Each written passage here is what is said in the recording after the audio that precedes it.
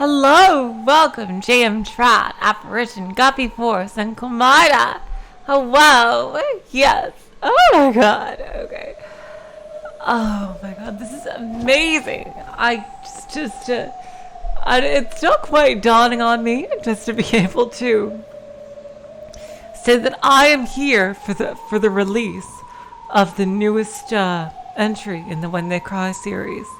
I like to just follow along. Hello, Siwat and James. Just to follow along the release chapter by chapter and like being able to make theories with everyone else. Although I probably won't be able to make as many theories as others because I haven't finished Umineko yet. But hopefully I will before the second or at least third part of these Ciconia question arcs. James, you finished it already? Are you fucking serious, you absolute mad lad? Oh my god, okay. Holy shit. Woo, okay. This might go a bit faster to the chapter 7 breaking point. Hello, Mocha Mocha. Welcome to the stream as well. Because, there's no Japanese voices. So anyway, between now and then, just to set a couple of ground rules, no Umineko spoilers in Ciconia chats, and no Ciconia spoilers in Umineko chats. So, just to keep it fair for everybody, myself included, for the in the Umineko case here. Hello, Eternal Magician. Welcome to the streams. Anyway, last time we were introduced to Meow and a whole fuck ton of his friends. My god, did we just get introduced to a lot of characters.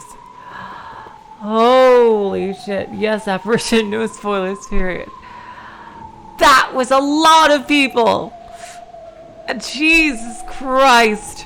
Ryugushi went all out on the sprites, and when I think of all the even semi-major recurring characters who didn't have sprites in Higurashi, now, we just have at least 20 characters. At least. There were at least 20 characters introduced all within the first 2 hours of this story last time. And, I just can't even... Oh, my god. Woo, this is going to be a doozy. Welcome, OA. Alright, and welcome, Ruka. And, just a couple of I got corrected on a couple of the pronunciations. Lilja, as I was saying, is actually pronounced more Lilia, so that's fun. It's easier on me. And the Polish name, I believe, Stanislaw, that's not how it's spelled. Pronounced. It's Stanisław. So that's how to say that. But Ruka, you think you're too slow? I'm going to be doing this for quite a while more because I have also to do Umineko. So anyway. Let's get right back into it. Yeah, 24 people among the Gauntlet Knights alone. Alright, we left off with Meow and his friends. What should we pick? I suck at stuff like this. Does it matter? Just call it the Warcat Room. Okay, but what kind of room should we make it? Just whatever. Good, and copy the data from our hotel's banquet room.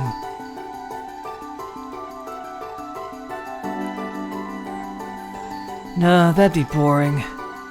They've come all the way out to Japan for this International Battle Standard Festival thing. Do you even care about being a good host? Anyway, what is it non-Japanese people want to visit in Japan? Akihabara! Jeez. Kyoto, obviously. They can't visit there now even if they want to. So they'll like it, right? What does that mean? Has Kyoto been... What's wrong with Kyoto? You think Meow looks a bit like Rena in the PS3. Interesting. You can't use Kyoto's data in Japan. Oh, right, that thing that I'm sure will be elaborated on in future parts. Every country's so strict these days. Is everything ready over there? I'm about to bring everyone over. Oh crap, we gotta hurry! Let's just do something for the hotel. We heard that Japanese people like to relax after a match. Well, when you're done with work, we take a bath, I guess. Ah, perfect! Japanese inns always have big public baths as their selling point, right?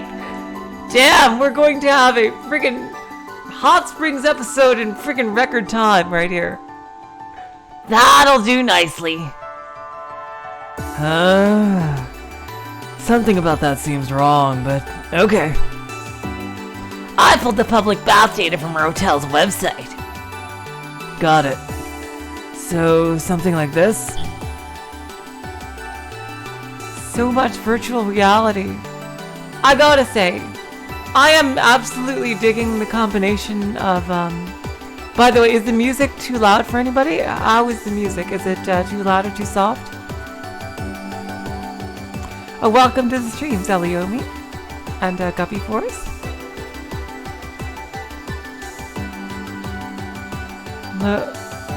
Is this drawn? Did they draw this hot spring background? My god. Wow. This looks drawn. It doesn't even look like a Photoshop. Again, sorry, I got off track. I'm living the combination of old and new sci-fi tropes here. We have all the social media sci-fi tropes, extrapolation of social media sci-fi tropes that is something from very modern times. And we also have the old-fashioned sci-fi tropes just from the look of everything. It's like very steampunk, almost a 1950s sci-fi future with 2010s sci-fi technology. It's really, really unique and interesting, I think.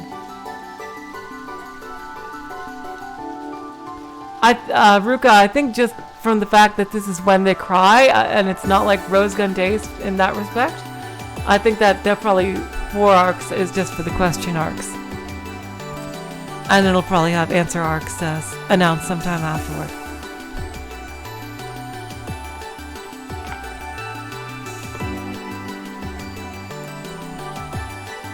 Meow manipulated several things on his mental tablet, and the dark world instantly became the public bath of the hotel where the AOU Japan athletes were staying. There was an open-air bath on the outside and a sauna on the inside.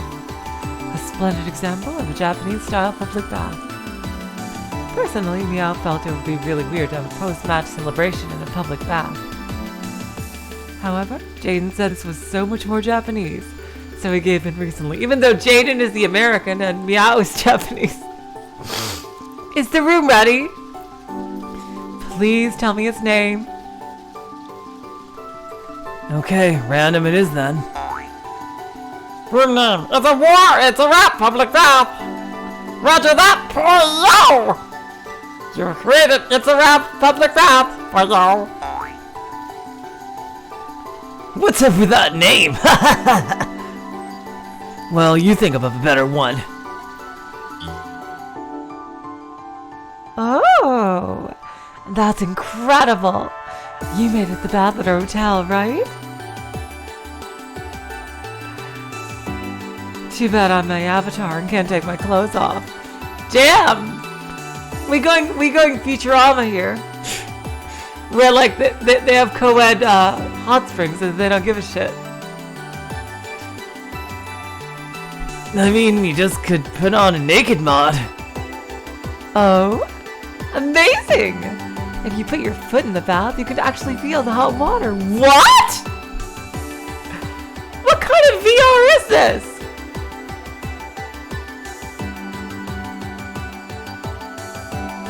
Are you fucking serious?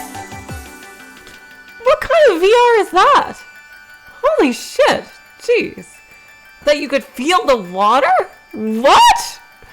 Oh my god, jeez.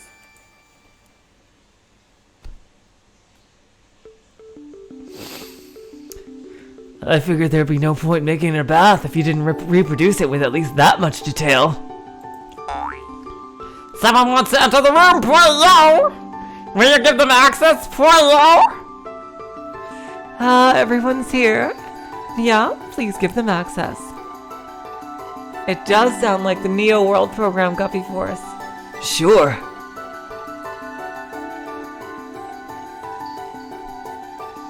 When Meow gave them access, the enemies they'd just been fighting to the death against appeared one by one near the bath. Thanks for coming, everyone. Please relax. Huh, they really came. I mean, I'm still not sure about this. If those COU guys ask who the Glass Sea belongs to, what do we do? Oh, thanks, Moko. I try. I always want to get better. I'd rather not start a death match when the competition's already over. Holy shit! Did we miss the entire competition? Really? Wow. Okay. I just realized that.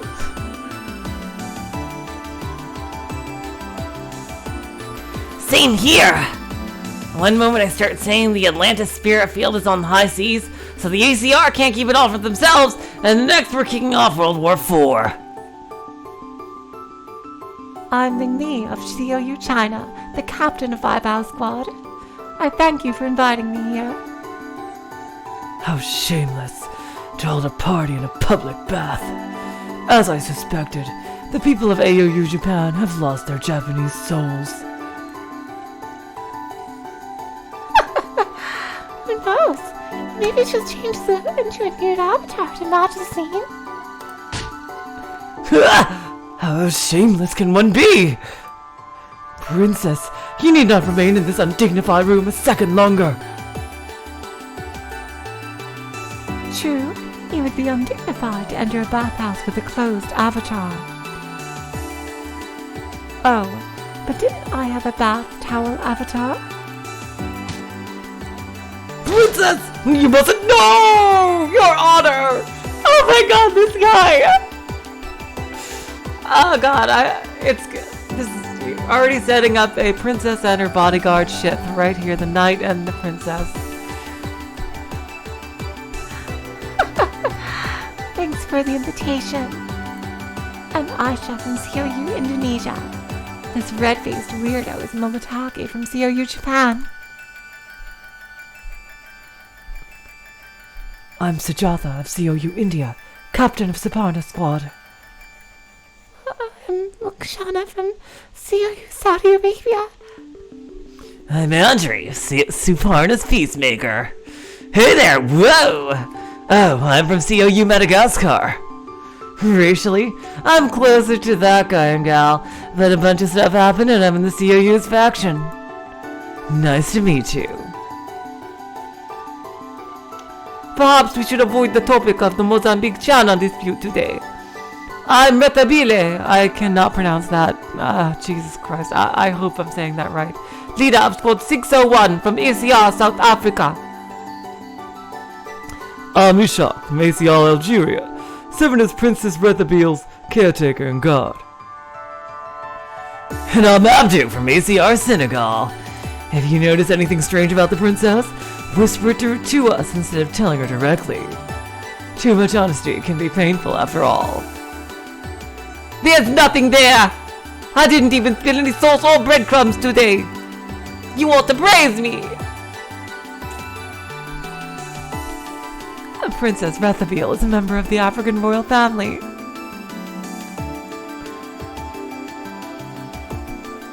I never thought that I'd see a princess in this day and age. I'm Noor of the ACR 1st Aerial Night Corps, the Cairo Memorial Squad. I'm from ACR Egypt. This cool, mysterious girl is Mariana from ACR Angola. Don't touch me so casually. I'm Mariana. This fluffy little cutie is Gannet from ACR Ethiopia. Pet. Don't run away. Stop running my head! Only big sis Noor gets to pet me! Stop smothering me. Don't touch me, Nor. Don't run away, Gannett. Oh my god, these things are so yay! Soul sister. Soul sister. Soul fucking sister. Right here. Calling it now. Stefania, you and me are BFFs. Right now. Right now. Right now, Stefania, you and I are officially best friends.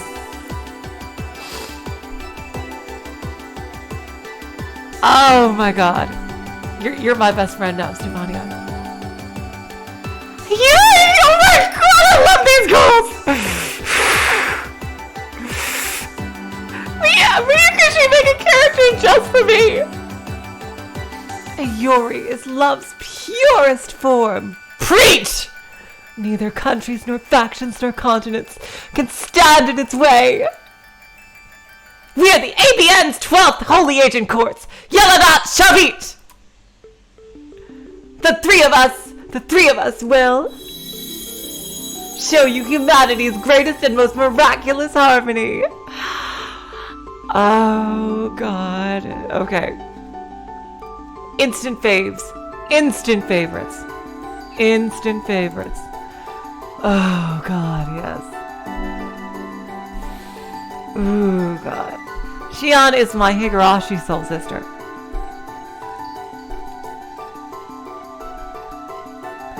Their particular brand of excitement left the straight-laced COU stunned, as well as Meow and those from the AOU. They're also in charge of PR for the kids. Basically, they do pop bottle stuff too.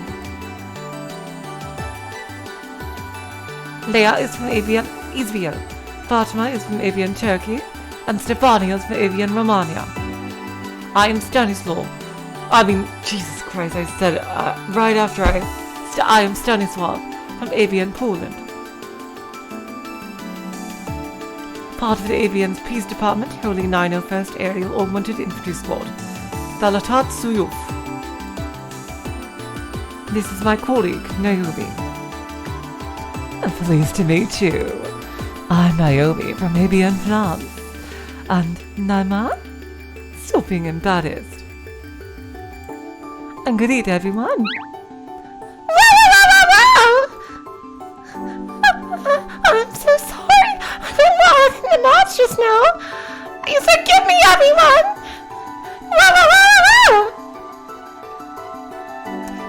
No, it is I who must apologize. I judged you by your appearance and underestimated you. You there, Naima! Manners dictate that a champion act like a champion in front of the losers. Hold your head up high so that the losers may speak proudly of the one who defeated them when they return home. I know, but I want to find out how to call it too.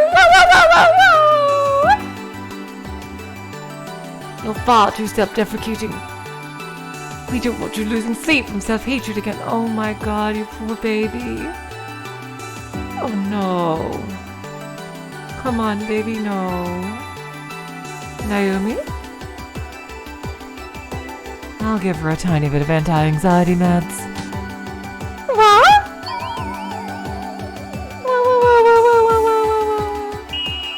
How do you like that? Naima, the invincible girl is the strongest in the world. Wow! And I'm the beautiful fairy girl from AOU Finland, Lilia Meow. This lame hick is Koshka from AOU Russia. Shut up. I wouldn't mind letting loose right here, right now. No! You do not have permission to engage in combat in this room, boyo. Figures. That's no fun. Sorry, I'm late. I'm Chloe from AOU Canada. I'm doing World Baseball. I got the film name wrong. I'm not trouble getting in.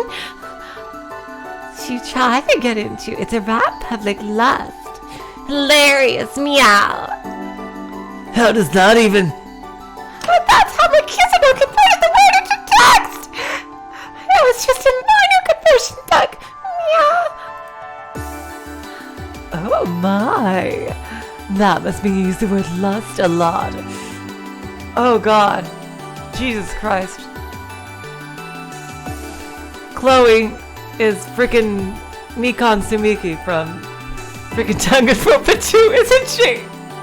And that's why I based my voice on as well. Oh my god. Jeez. Oh my god. That is so great.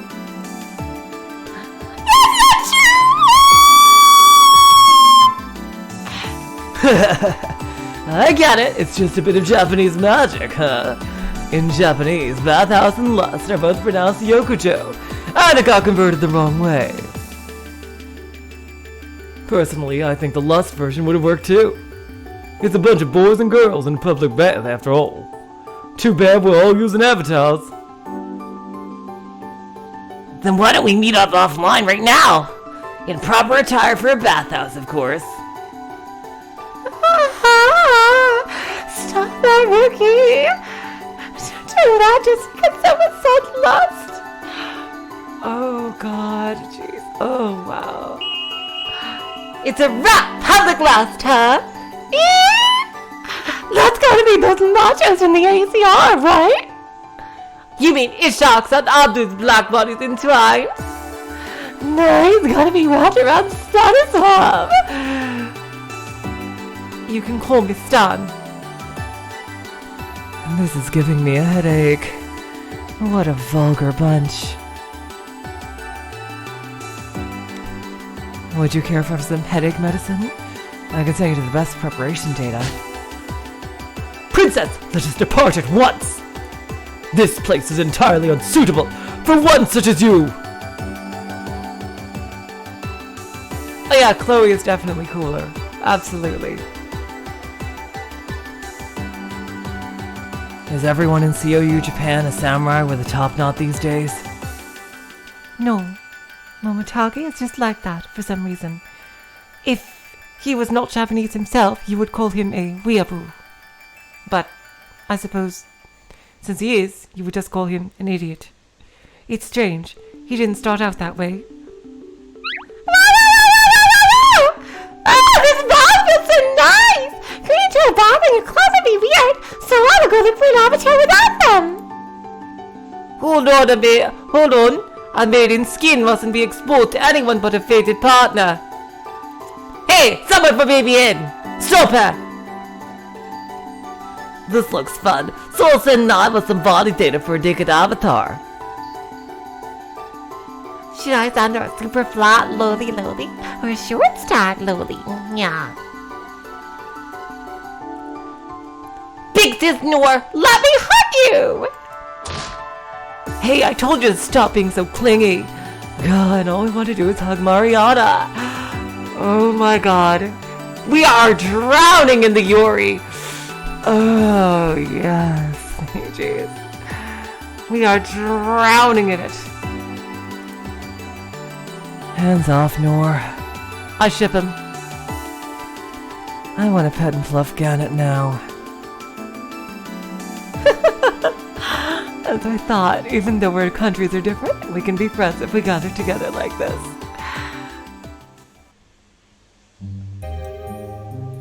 To be honest, all of them had secretly wanted to gather together like this, across faction lines. However, once you stepped outside of your faction, it opened up the kind of possibility for all kinds of touchy subjects like border disputes and historical issues. That's right, if you want to be friends with people, you do not just talk politics with them. Jeez. They were youth of this era, so they were fully aware that all sides had things they wanted to say. And they were more than a little afraid of encountering the kind of fierce debates you saw on social networking sites. Absolutely.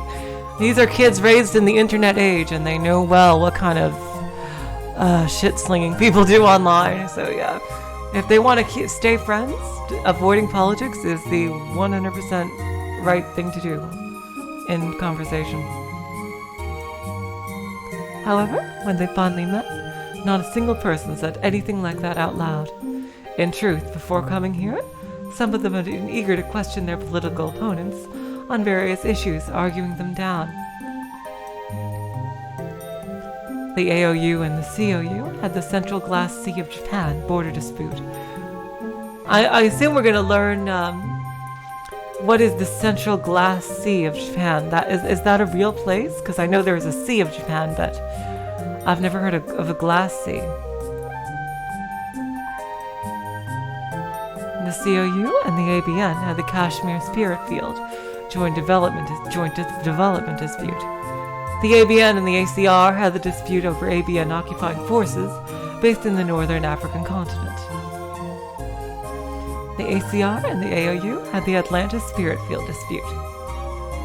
And there was also the issue of AOU Russia interfering with ABN Ukraine. And COU Madagascar and COU and ACR Mozambique's conflict over the Mozambique Channel.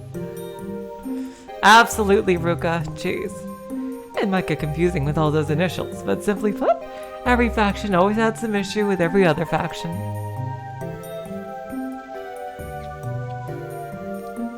Okay, so that is something unique to Ciconia. Interesting.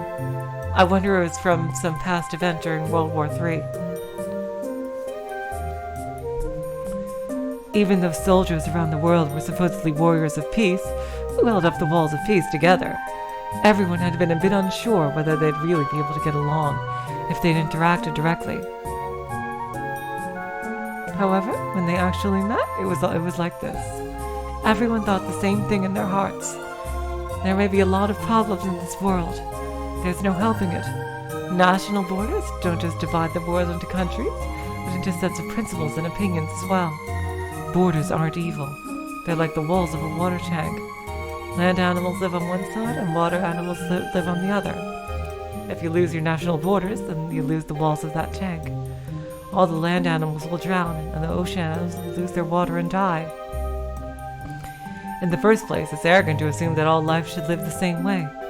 You have to admit that even humans live in different cultures with different lifestyles and different ecosystems.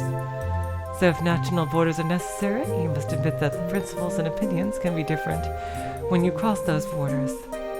Just leave arguing about such issues to diplomats and internet patriots. All of these people were born in different countries and attached to different factions. And yet today, in this place, they were friends who had all worked hard to become gauntlet knights for the sake of peace, or at least because they had simply become fascinated by the sky. After meeting like this, they were all able to think that. Hey, who here uses Kizuna? Everyone raised their hands.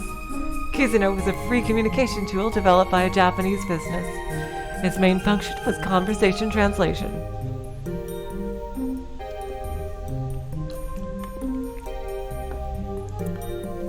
Countless similar programs competed for market share, and in the end, Kizuna had been declared the winner.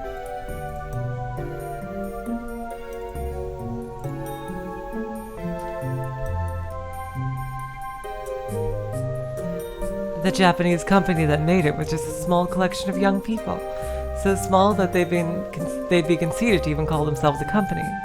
At first, its capabilities and all their other aspects of it were nowhere near as efficient as those produced by massive corporations around the world. Furthermore, tools like this made people react like imprinting chicks, in that they tended to always use the first tool they installed and were used to. That was why massive corporations created several tools aimed at youngsters. However, in the end, those youngsters turned their backs on all those tools. Of course, the young wouldn't be swayed by features pushed on them by old people, running massive corporations, resting on their laurels, while scheming to gain an economic advantage. They always had ATM-type features, greedy service contracts with cancellation fees, and so on. In the end, those convenient features always came at the cost of being dragged into some paid service, or else having your data collected. The usual malicious things adults did. In that environment, the simple tool called Kizuna spread by word of mouth to more and more young people everywhere. I agree, Ruka, and welcome to the stream, Nagels. Seriously, imagine everything needing the need for translation wouldn't be an issue, but if this fails, it's going to be a regular Tower of Babel situation if this ever failed.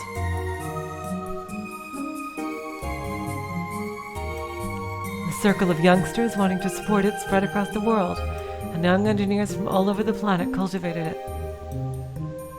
In this way, the tool youngsters used to translate conversations, Kizuna, was created solely by the young. It was passed around young people over the world, and now it had the greatest usage rates everywhere, at least among the young.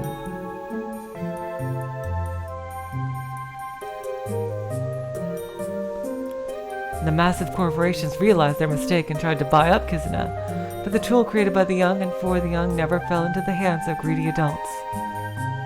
To this very day, Kizuna helps translate conversations between young people who speak different language, making communication possible.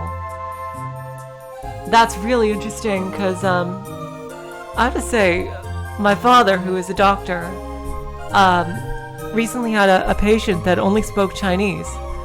And he actually was able to use a translation app to communicate with him.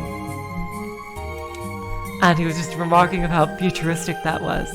Like to actually translate his speech into, and just like not perfectly, but workably find out what his issue was. I just thought that was incredible.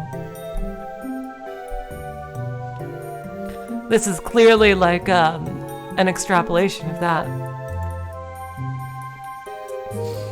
Even now, young people around the world continue to strengthen its translation and dictionary capabilities, making it capable of translating even modern slang. As can be seen here, people from dozens of countries were speaking frankly in their native languages, but it was all being automatically and quite smoothly translated by the Kizuna apps each of them had installed.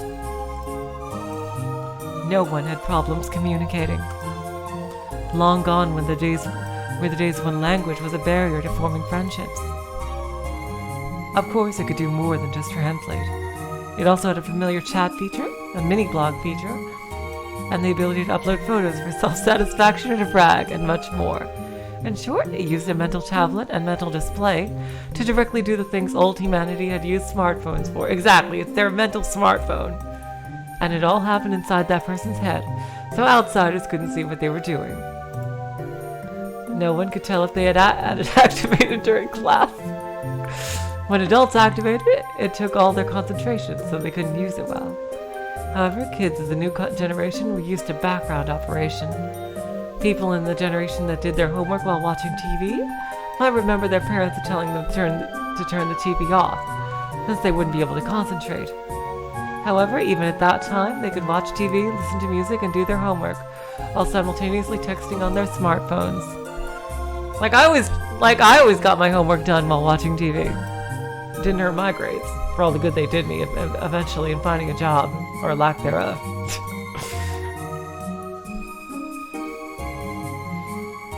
I was exactly thinking that. Oh wait, if the Kizuna gets hacked, you are fucked. Like you could start a war by hacking someone's Kizuna easily. So easily. Jeez.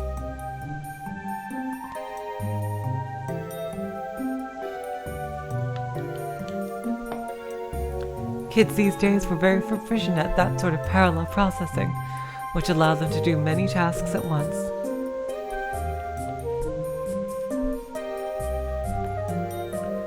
Once they reached a certain skill level, kids like this were called parallel processors, and their ability was measured in units of parallel processor power, or P3. This sort of ability couldn't be mastered unless they received a special training before a certain age.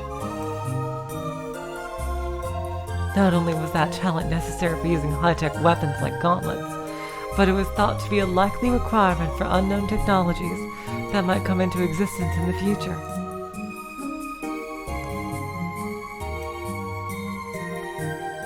For that reason, in countries across the world, parallel thinking training from a young age was made mandatory as a matter of national policy. This was the first generation.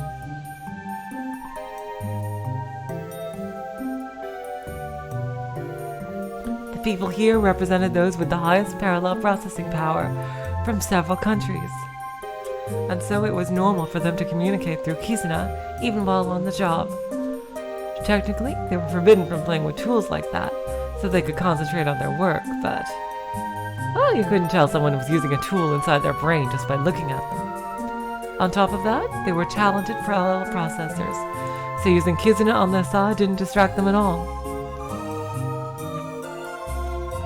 Soldiers from all countries were forbidden from using Kizuna, but they all did. On the contrary, they preferred the youth-targeted, easy-to-use Kizuna to the inflexible military communication tools that had been built for adult reasons, and they often chatted with Kizuna during missions.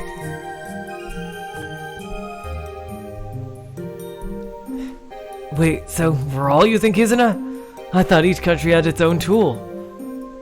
Kizuna is convenient. All its stickers and icons are really cute. So cute, Pollo! Get it. I use the camouflage stickers and stuff too. They're so cute. Wow. I'm Kiddo Pollo, the Addy Frog Pollo. Whatever they're sleeping, eating, and dancing, Pollo. If you have any questions about Kizuna features, ask me whatever you like, Pollo! If you ask her to delete me, I'll send all the pictures stored in your mental mind pics to your friends, Pollo! I use the honey icons. Well, what about the girls? When all the girls using a tool, we guys have to use it too. The tools for our country are all so stuffy. The tools in the ABN have no spark to them, so they aren't too popular. I really should be using a tool for my country, but this is so easy and convenient I kept using it. I don't really care which tool I use, but everyone around me uses Kizuna, so I reluctantly gave in.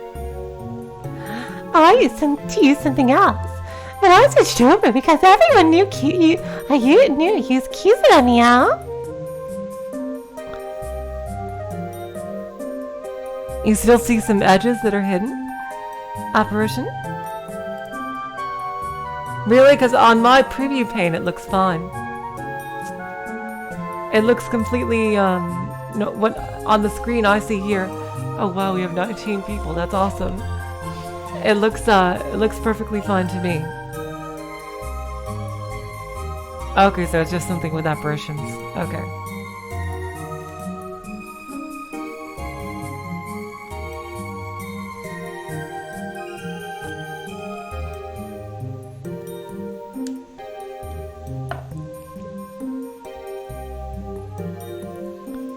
Do you see it? Does anyone else see it? Like what apparition is talking about? Okay.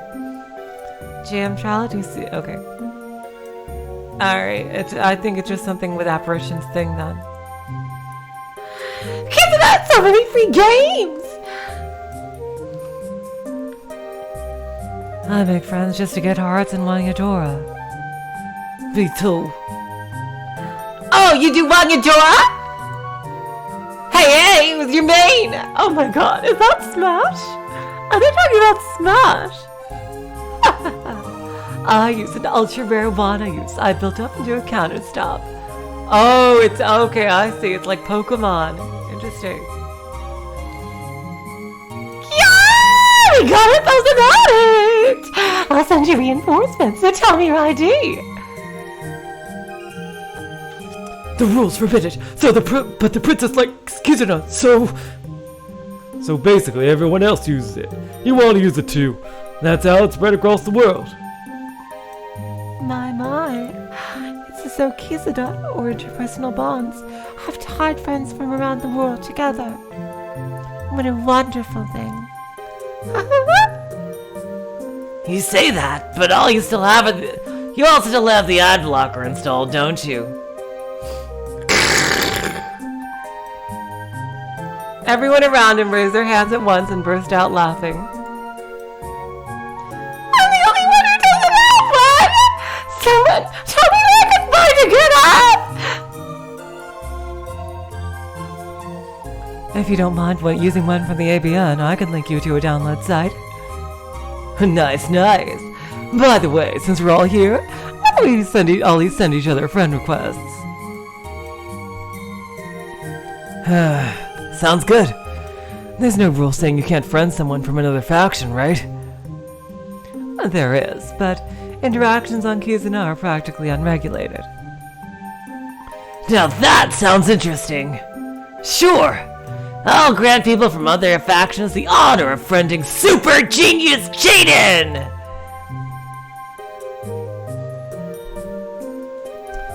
Want to make a friend request? Lieutenant Lingji? I would be happy to accept Lieutenant Meow, ace from the AOU.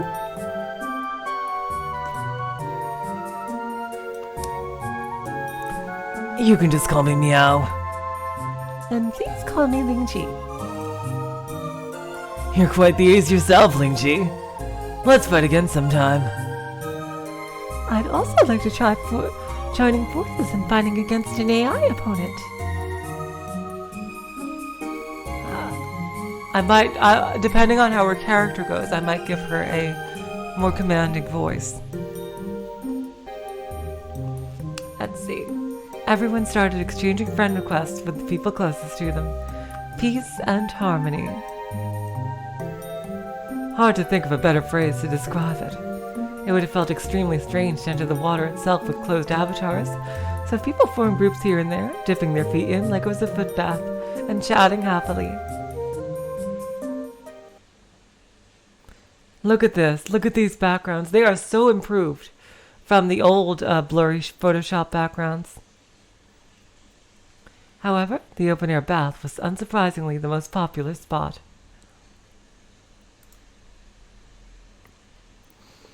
This place had an ocean view that was absolutely beautiful. Thanks to luminous 8ms, the fantastical blue of the vast glass sea could be seen even in the darkness. However, its beauty was, oh wow, this song is awesome. And it made everyone feel a bit sentimental.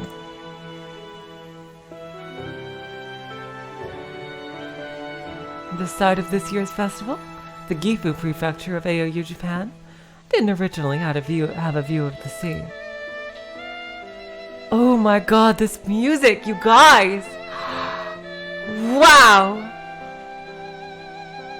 Wait, holy fuck, wait, excuse me? The sea they were looking at wasn't filled with salt water, but with earth that had melted to glass after experiencing unimaginable heat. This is like freaking Halo here. Oh my god. Oh my god. During World War III, Japan had been hit by a single solar warhead. Everything in a vast area stretching from central Gifu to Osaka had been evaporated. All of it melted, hardened, and turned into a desolate ocean of glass. That one strike had split the Japanese archipelago in half.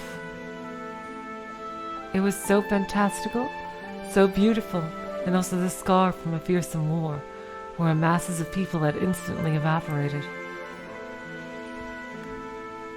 However, what's truly interesting is that no one present here knew who had created this glass sea.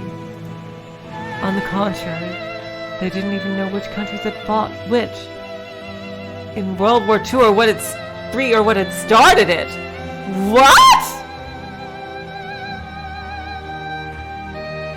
Okay.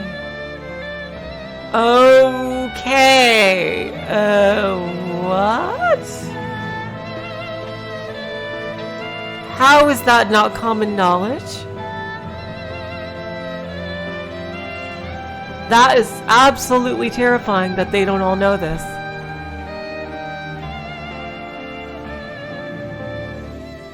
What the actual fuck?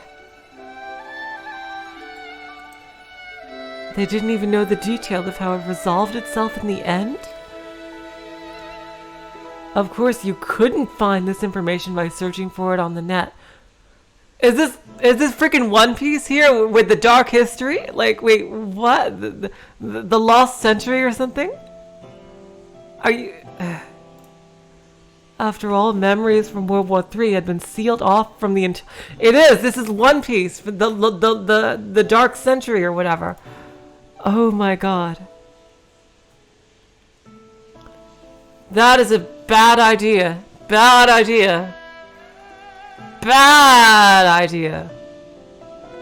Oh boy. Why did humanity choose not to learn from its mistakes? Probably because we all finally realized that our foolishness makes learning pointless. And there are as many histories as there are people who tell it. Eventually, individual histories will contradict each other, providing fuel for new fires. Just forgetting everything is better than giving rise to new hatred. In the B3W era, intense historical research into wars had taken place across the planet, ostensibly to prevent war from repeating again. However, in the end, humans are only capable of interpreting history in ways that suit themselves. As a result, recorded history began to change, depending on each person's, country's, and faction's needs. A long time later, these histories began to bump into each other, and everyone started criticizing everyone else. In short, the research that was supposed to stop war from repeating became the fuel for new wars. And so, when on the brink of extinction, humanity picked a certain option for the first time. Did anybody play Mother 3? Ah, jeez. They decided not to write down the history of the war. What countries fought in World War III, for what reason, and how did they destroy the world? All of that information was carefully sealed.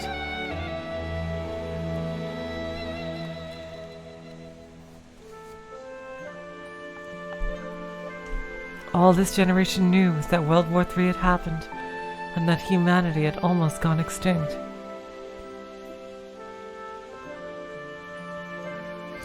Exactly. People will always... You can't stop people from speculating. And they'll... And... jeez. Oh, boy.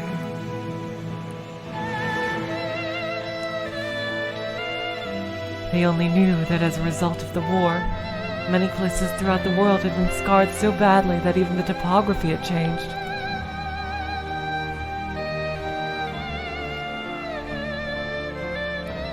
These days, we don't even know what World War III was, or why it happened. Do you want to know? Does she know? Huh. At this point, there's no need to know. Yeah. After all, if we did know, everyone here might not be able to get along. Wow.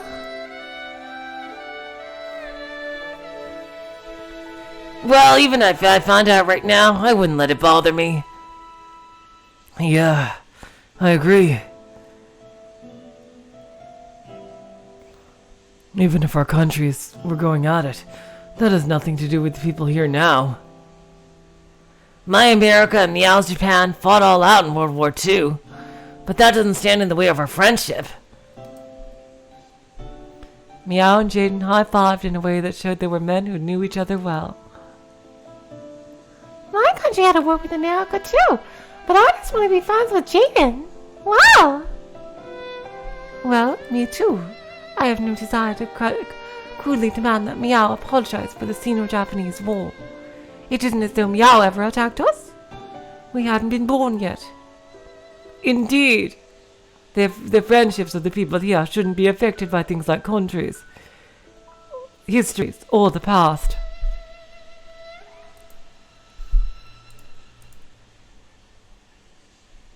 And that's why, as we look to the glass sea, there's just one thing we all need to remember. One thing. If people all over the world become friends, a terrifying ocean like this will never appear again.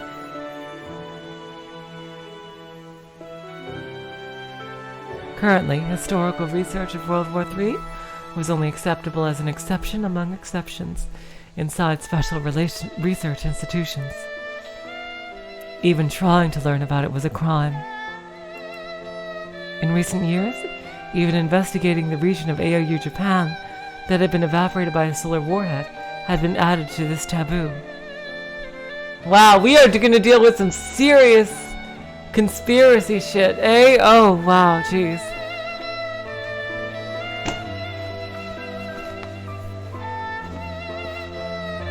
Yeah, there's definitely some serious conspiracy shit going on here, but how we just saw a friggin' evil council of ominousness with frickin' the Eye of Wadjet covering all their faces, so, I mean, you can't get more Illuminati than that, so, Jesus Christ. So yeah, there's definitely some conspiracies going on here. So pictures and even old maps of Japan's beloved and beautiful ancient capital, Kyoto, had been banned. Eventually, the simple fact that a beautiful city called Kyoto had existed would probably fade from memory. If that was a necessary sacrifice to prevent another war, then just how horrible is war? And how horrible are humans who can't help but push towards war?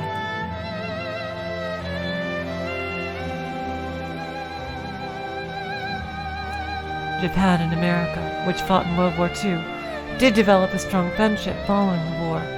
However, some have argued that this was simply because such a relationship was necessary in the Cold War that followed. In the end, as long as countries lead people by the nose, it may be fair to say that everything happens for the convenience of those countries, regardless of whether people end up hating each other or becoming friends. As for this fantastical blue, beautiful glass sea, everyone had chosen to ignore the fact that crowds of people had evaporated and died here in an instant. Maybe they had finally accepted that humans aren't creatures who can learn, but creatures who hate each other and long for war. Listen, everyone. Meow shook his head slightly, regaining his bright expression, then stood up and spoke to everybody. Oddly, despite how many people were here, they all had the same look on their faces. You know, we may be from different countries and different factions, and who knows how this world is going to turn out. But no matter how much time passes, and no matter what happens, I'd like for us to be friends. How about we all meet here again in 5 years? Oh boy. Oh boy! I can tell something bad's gonna happen! Oh god! Oh god. Lingji felt exactly the same. And so did everyone else. They all looked at each other and nodded.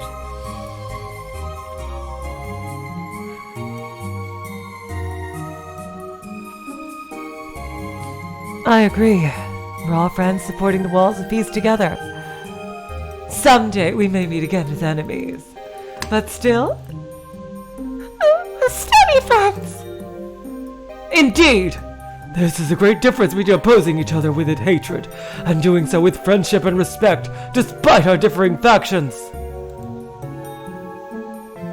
In the first place, our sole mission is to give those old politicians time to cool their heads and resolve disputes. Meow meow. I don't want to start killing each other because some old person always be too meow meow. That's right, Rookie. Meow is the adult spots. Exactly. There's no need for us to kill each other. We just have to buy time so these old people can chill their bowling heads. That's not something a soldier should even say.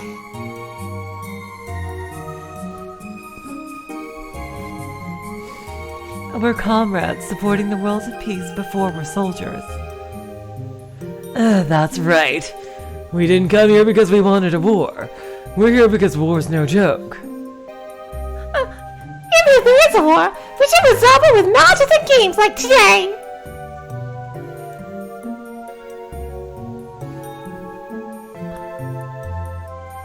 By now, everyone had the same feeling, the same words on the tips of their tongues. Meow, the one who had brought up the subject, spoke those words aloud before anyone else.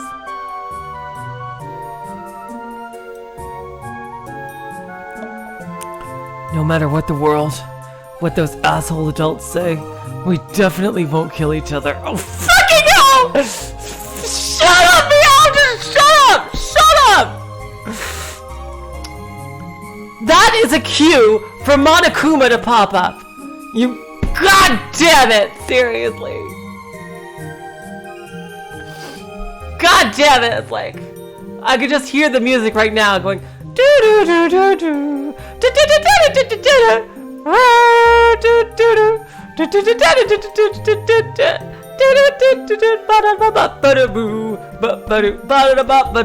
And then like, Oh, Monokuma here.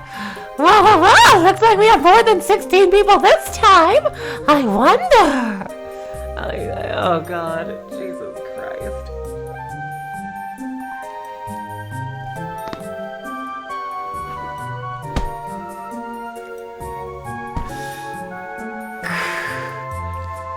So you don't think that would be impossible, while still carrying out our duties as soldiers?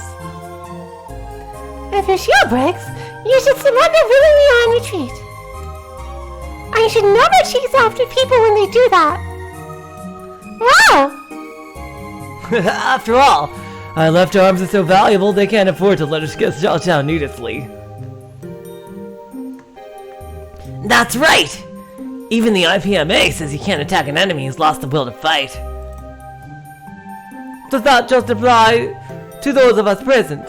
It doesn't, right? My friends are all my friends. Let's have our friends and everyone else's friends all be friends. At this moment, all the Gauntlet Knights in the world just became friends. I'll make my friend list visible to all of you. I second that. I'll make my whole friend list visible too. I don't have any friends. Well, that's because you're an asshole. And start packing your friend list today. You'll have so many want to adore your hearts, you won't know what to do with them. Oh, okay then. I hope she gets better. She's probably not completely an asshole. Jeez. Of course, just sending a friend request didn't automatically make them best buddies. They were probably doing it partly out of politeness, sort of like exchanging business cards. And anyway, what did it really mean to send a friend request to someone from a different country, whose face you've never seen? However, even if it was just a formality, at this very moment, all the young Gauntlet Knights, who wielded the cutting edge of the world's military might, were joined by bonds of friendship.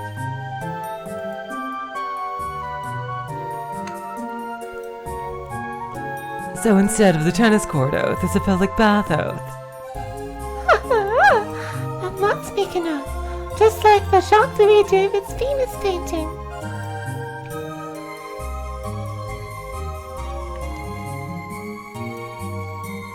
We are friends and allies, supporting the walls of peace. We will never hurt our friends. As everyone took an oath-making pose of their own choosing, they swore to hold true to this sentiment. Fucking hell! God damn it, Ryukishi! God damn it! I fucking swear! I fucking swear, Ryukishi! I fucking swear. You're doing this on purpose! I know you are! We're all friends! Oh boy. What just happened? Oh boy, here we go. Is this Monokuma? Is Monokuma gonna show up?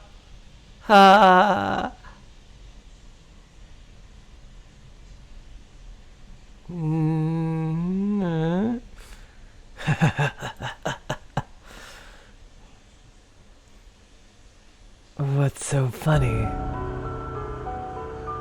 Oh god, evil me out time. Oh god. Oh god! Who are you calling friends? You say you'll never kill each other when that's all your job is? What's so funny? What's so funny? Oh no! The freaking Joker! Fucking hell! God damn it! You're the one who's gonna be doing the killing.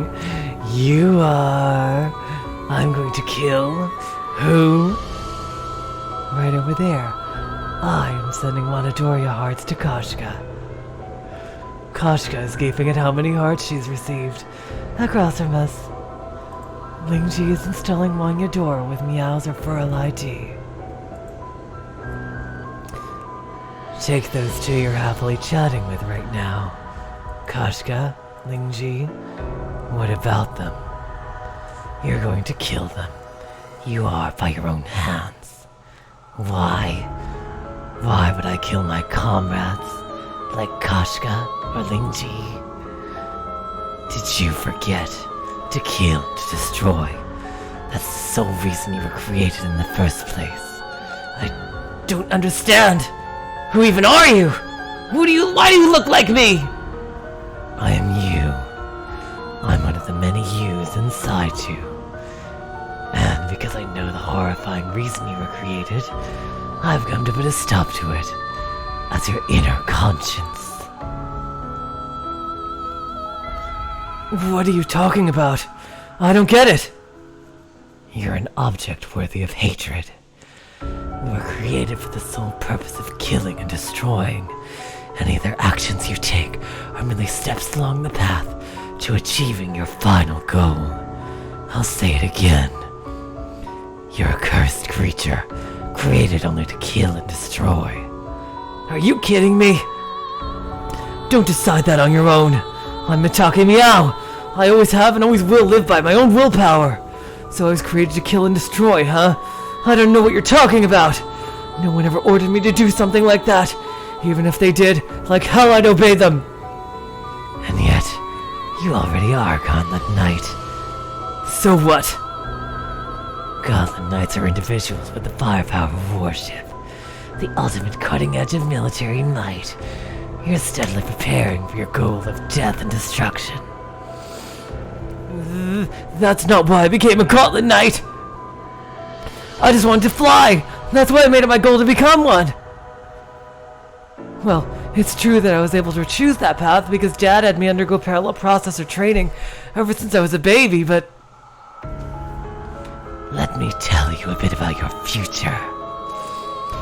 You're going to kill that girl called Kashka and that girl called Lingji, with whom you've happily been chatting with so happily. I don't care what you say, idiot. I won't kill them. We just swore we wouldn't. And it's not just those two. I definitely won't kill anyone here. Or any of their friends I hadn't met yet. This is royalty-free music. Are you insane, James? Oh my god. Holy fuck, this is royalty-free. I'm not the only one who swore. We all did. All of us. All of us! No, they'll all kill each other too! This playing in friendship is meaningless, worthless, and every single one of you will kill each other. Shut up. Shut up! This is a future you'll definitely reach, and a fixed event you'll definitely carry out. Take that girl there, Lingji, who I just said you'll kill. Okay, Oe, have a good day. I can even tell you how you'll kill her. It'll be a close-range, face-to-face aerial fight. You'll shatter Lingji's head with a punch back by a force field. In the back of my mind appeared the image of my fist smashing through Lingji's head in an aerial battle. Quit screwing with me. This is an illusion! And even I did put Lingji into a close-range aerial flight in actual battle, she's an incredibly talented ace. At the Battle Standard Festival, I was made painfully aware of her skill. Of course we wouldn't let each other get that close so easily. You'd think I'd hit Lingji with my fist in a close-range battle? Huh. Who do you think we are? You underestimate Lingji too much. If I launched an attack that sluggish, she'd just raise her shield and send me flying away, increasing the distance between us. Under normal circumstances, yes. I think you'd do that, and so would she. But it won't be possible. Not for her to knock you away with her shield. After all, unfortunately for her, she won't be able to use her shield then, so your fist will continue on and crush her skull. Her rejection shield will malfunction. That's the worst sort of malfunction a gauntlet could have. No, it won't malfunction. You will kill her. That plot line will simply be carried out. I will kill Lingji. And not just her. I'll tell you how you'll kill Kashka! Koshka will be swallowed up by a swarm of those guided missiles you love, and the shrapnel will tear her whole body apart until she dies! This time, I saw Koshka plummeting downwards, surrounded by sparks and blood pouring from all over her body. Even you and your partner Jaden will fight fiercely to the death. Same with all the others. All of them fiercely exchanging fire over and over, killing each other! A future image flew through my head, unstoppable, of all those friends who had just sworn their friendship. Blood splattered and cheers dripped down as they killed each other. That kid's gonna die too! And that one! And him! And her! Every one of them will die! They'll kill each other and be killed! Stop it! Stop showing me these crazed illusions! No, these aren't illusions. You might call them memories from a guaranteed future. You exist. Therefore, this future must happen. Because I exist? I exist, so everyone's gonna die? I'm gonna kill them? No, I don't want to kill anyone. I want to be friends with everyone forever! You want to protect this world of friendship, where interpersonal bonds join all of you together. Of course. I'll protect it! I'll protect friendship and peace throughout the world! That's why I became a Gauntlet Knight! Well, there is just one way to protect this world. Tell me. Don't leave me hanging! I want a world where we never become enemies! It's very easy! Just will yourself to disappear! If you do, no one will suffer and be sad! If this world's going to break because I exist, what in the world am I? Oh, I'll tell you what you really are. What I really am? I'm a Taki Meow, a Gauntlet Knight of the Aerial Augmented Infantry Unit Warcat from Eoju, Japan. That's just your backstory! After all, you're just a program built for destruction, which is given the name Mitake Meow.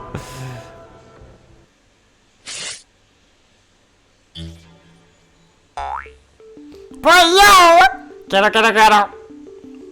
Someone wants to enter the room, Boyo! Will you give them access, Boyo? I'm sorry, Ko Poyo, I'm just having a friggin' psychotic break. I'd really appreciate it if you cut the crap.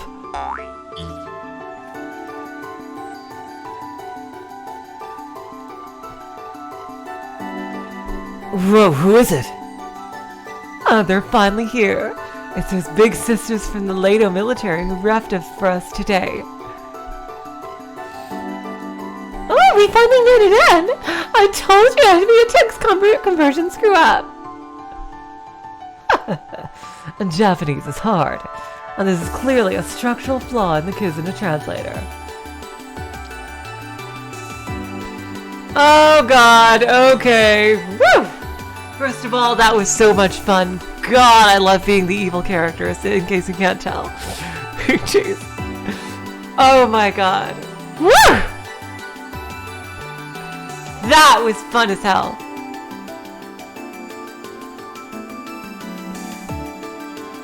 So, you two also ended up with It's a Wrap Public Lust? Well, my country's official language is Portuguese, after all. And Japanese is tough. That proves you use lots of your emails!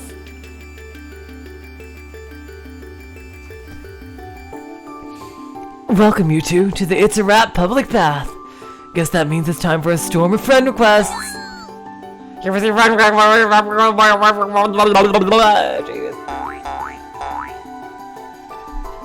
What? What in the? My mental display got filled up with Carapoyos! That's quite a welcome. And thanks for the invitation. We're Valentina from Lato, Brazil, and Mara Carmen from Lato, Mexico. Yeah, Guppy Force, my voice, yeah. I used to be worse, but now I'm much more used to doing those kinds of voices.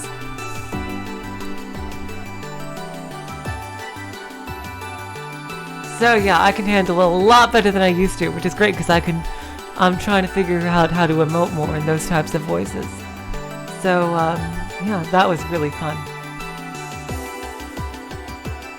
just this once, I'll let you call me Marika, okay?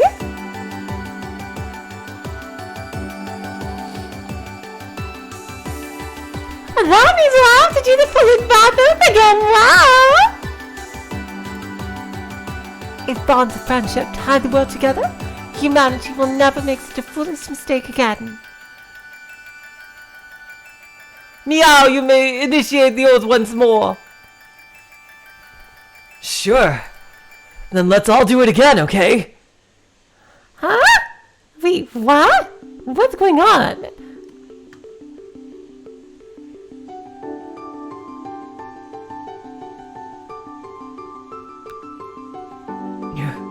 Just a murder program?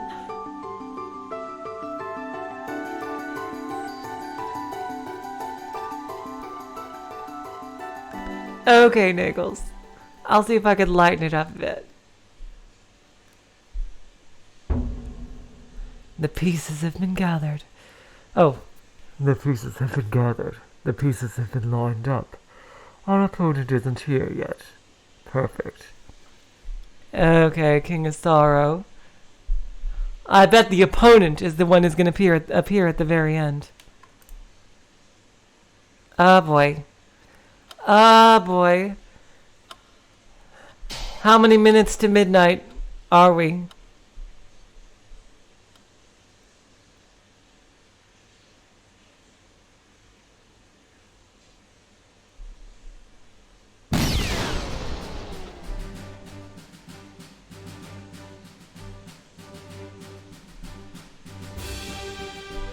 Oh, ouch. Oh, James, yeah, oh. Something like that, I guess, is kind of bound to happen when you're juggling so many languages. Oof. Well, I guess people will tell him then he can, update it. It shouldn't be too big a deal. Oh, God, I didn't know that. Oof. James.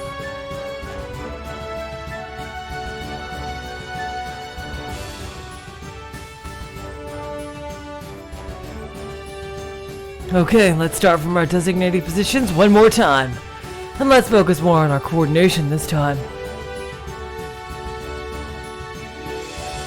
Exactly, Eternal Magician. I also just incredibly tense up when that clock appears. It is a terrifying image.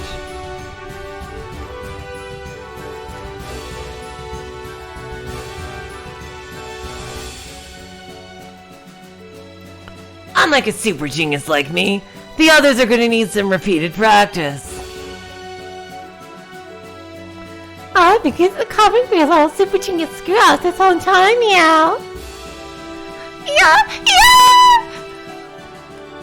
You can't trick great mode like with two drones, Jaden! Sheesh. I guess you can't keep up with the superb movement ability Meow and I have. There's no point saving a second of time if your coordination suffers.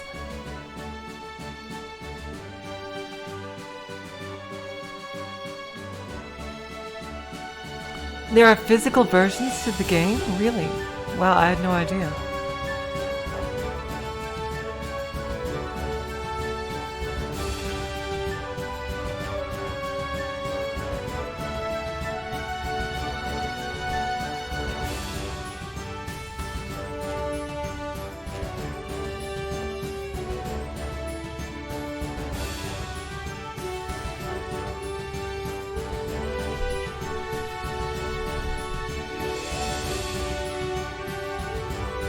Oh, check the profiles. Oh, I didn't know there were profiles. Oh, wow.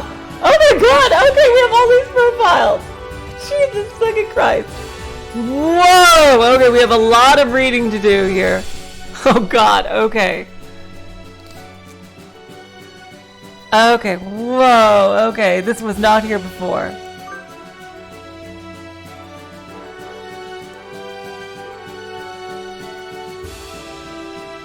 Oh my god, okay.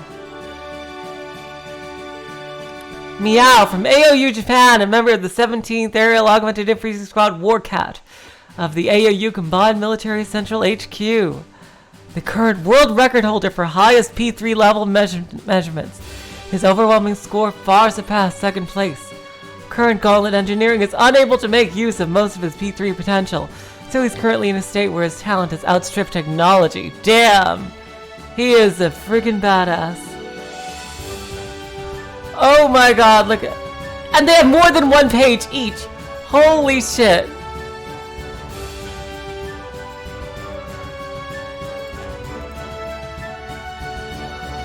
I see it's cut off now. Yeah, okay, there is some cut off here.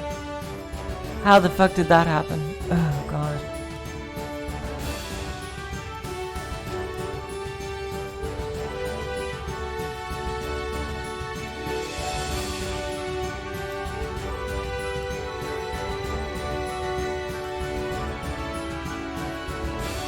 How the fuck did that happen?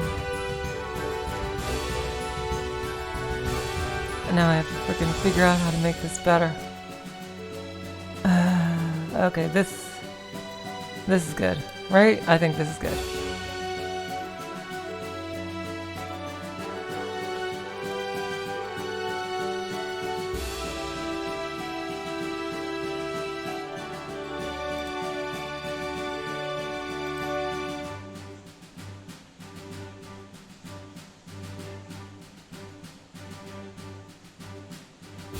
Alright, now we have a lot of reading to do. Okay. Because of his unique level ability, the AOU Next Generation Genetic Research Center and the AOU Joint Parliament have budgeted $100 million towards his genetic analysis. Damn. Holy shit. And the flag and team symbols too. Holy shit. Also, we have... Okay. Change the clip. We can see what his gauntlet looks like. Damn! Okay, and it does all their special powers too. Yeah, left to right, top to bottom. I agree. Yeah. Special abilities: high output P3 user, SS class. The fact that his average P3 levels surpass the maximum output of the average member of the aerial augmented infantry proves that he's a Gauntlet Knight prodigy. As Gauntlet technology improves, he'll probably be able to draw more and more of his true worth. Cluster Missile Guidance, SS. His specialties are simultaneous attacks against multiple targets and saturation attacks against a single target, performed by simultaneously yet precisely controlling overwhelming large numbers of high maneuverability guided missiles. This suggests he's capable of carrying out all his duties perfectly.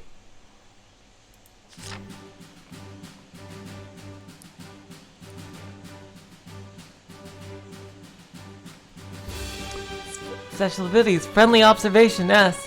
He observes the movements of friendly units even more closely than his enemies. In battle, he constantly thinks about coordinating with his allies. And in training, he's capable of thoroughly nitpicking his allies once their training is over.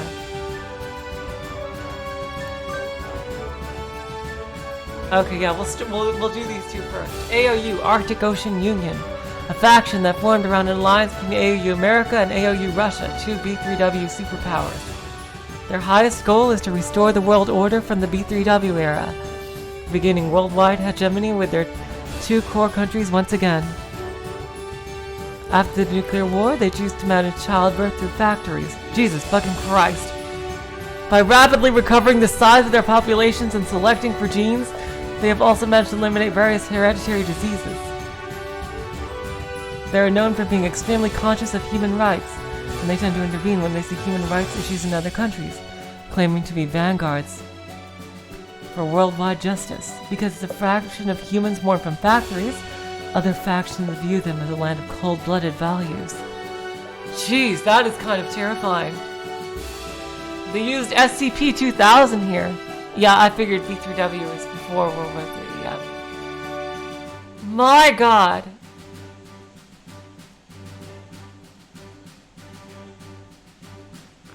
Oh my god, jeez.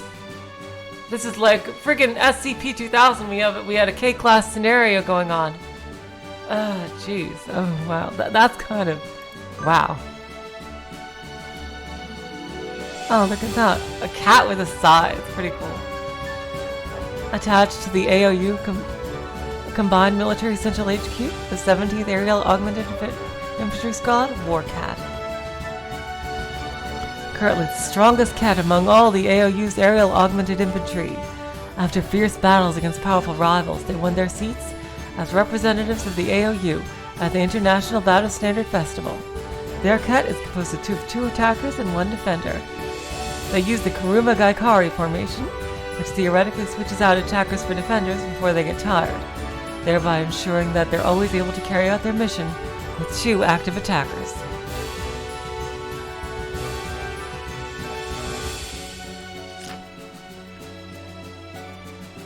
However, in most cases, the attackers Meow and Jaden carry out their mission before they're hardly tired at all.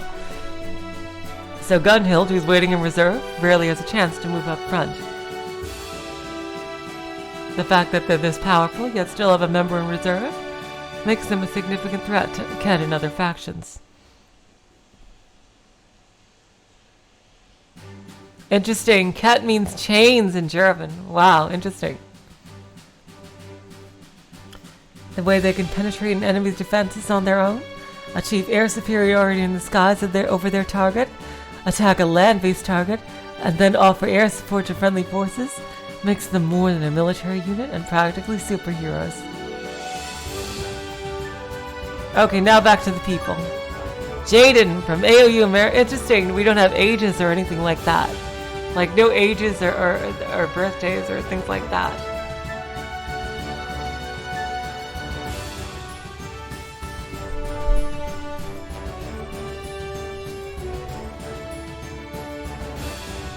From AOU America, a member of the 17th Aerial Augmented Infantry Squad Warcat. Okay, that's in all of them. Despite being an NPP, what is that, I wonder? He made it into the top 3 in AOU America Combined P3 examination, which was completely dominated by CPPs. In subsequent examinations, it was discovered that the chemicals produced in his brain and the receptors exhibited abnormal behavior. The AOU America Advanced Research Facility for National Defense determined that this was an extremely rare mental power, one that was neither superior nor inferior to CPPs, and they designated him as a special research subject.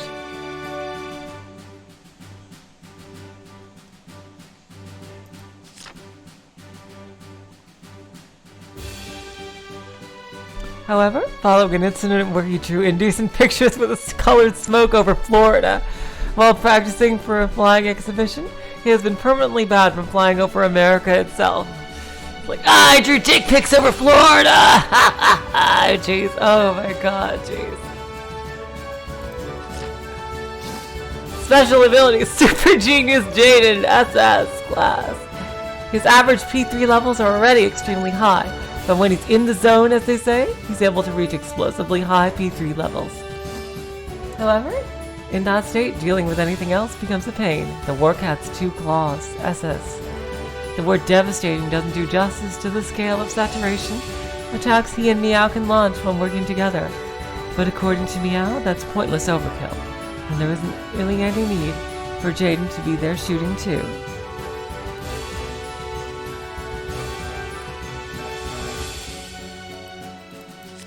Oh, goddammit, I just... Constant surprise attack probing, S-class. He likes being unconventional, so he's always using his parallel thinking to search for cunning tactics. He continually comes up with tactics like this at a certain rate throughout the battle. It's a so-called ping. I just thought of something stupid trick.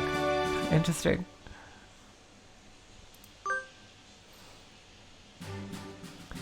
Gunhild from AOU Sweden, a member of the Warcat. During her 3-year-old childhood health examination, she had average P3 levels, so she was removed from the selective training course. However, thanks to acquired PP training she took later on, her levels rose dramatically.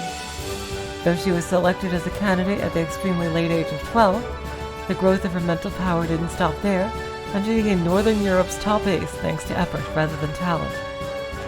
The AOU Combined Military's Aerially Augmented Infantry Command Center granted her the position of Counselor Special Assistant, with the right to speak at the Research Development Council for PP training methods.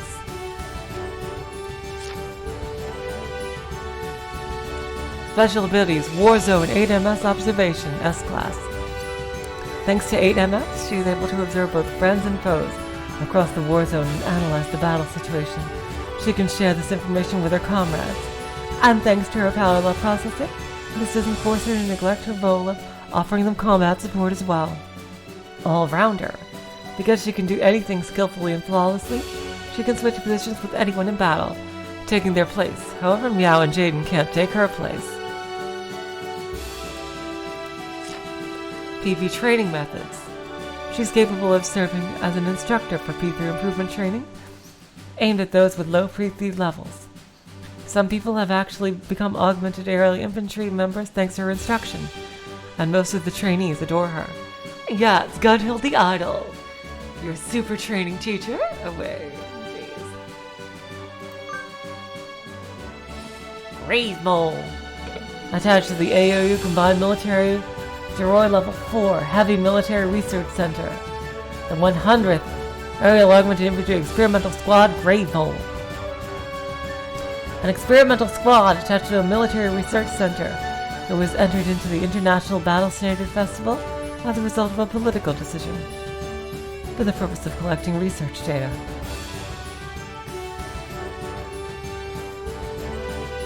Their cat is composed of 2 defenders and 1 sniper, making for an extremely defensive pattern.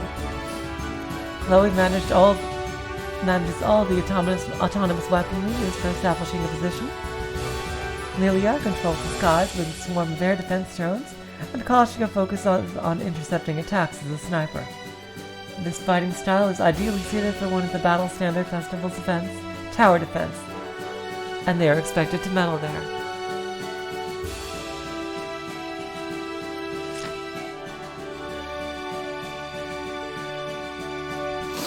It's presumed that, for the sake of maintaining a healthy military balance, the International Peace Mediation Association will shift the world's military might to a defensive focus, and this style was seemingly formed with that in mind.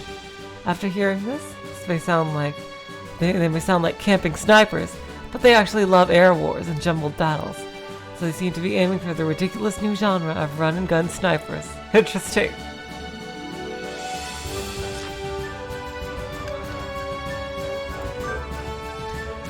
I love her dress. Oh, it's Chloe! From AOU Canada, a member of the 100th Aerial Infantry Squad Grave Mole. The AOU combined with Roy Level 4. Okay. She was chosen for selective training course, but her grades were slow to improve, and she lost confidence in herself. Her grades tended to be particularly bad when working with groups, and an excessively low level of self-empowerment was diagnosed as the cause. Currently, she takes part in counseling and mental power correction research at the Groy Level 4 Heavy Military Research Center. Partly because of her results there, she's now known as one of the most capable gauntlet knights in North America. Well, isn't that sweet? Oh.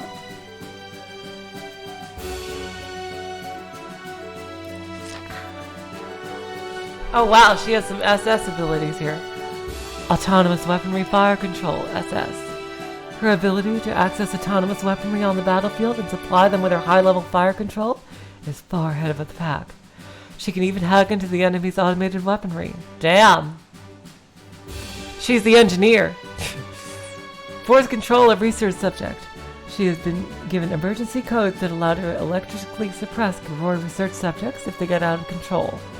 However, if she uses these codes, Kashka and Lilia will make her suffer for it, so she hasn't done so yet. I wonder if that's going to come into play. Specialty in solo action. Hey, when taking solo action, her P3 levels rise dramatically.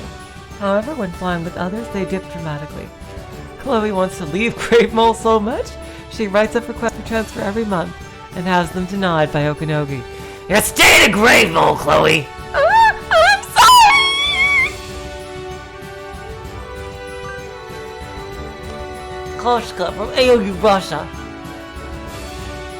A member of the 100th Infantry Grave Mole, AOU Combined Garoi Level 4.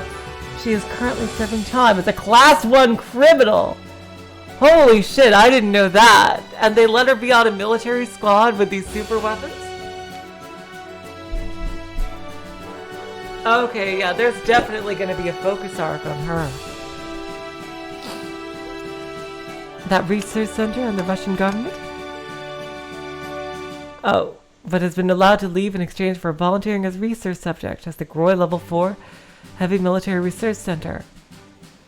That research center and the Russian government has not publicly released details concerning her mental capacity, so her talent and potential are unknown. The range of her P3 level varies widely and is unstable. However, though it's unofficial and has only happened once, she has supposedly surpassed the highest P3 level measurements of Meow, the world record holder, by a considerable margin. Damn!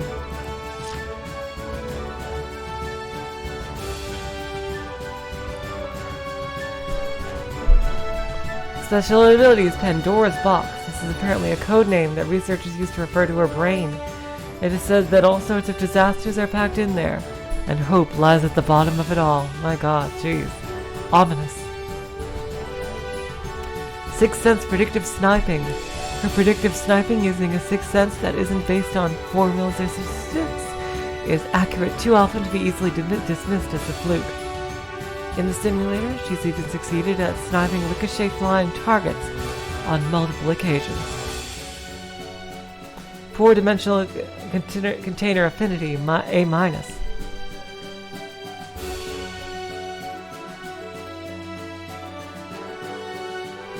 The amount of weaponry she can store in a dimension container is extremely small. She's chosen a powerful anti-aerial augmented infantry electromagnetic battle rifle to occupy her small weaponry supply.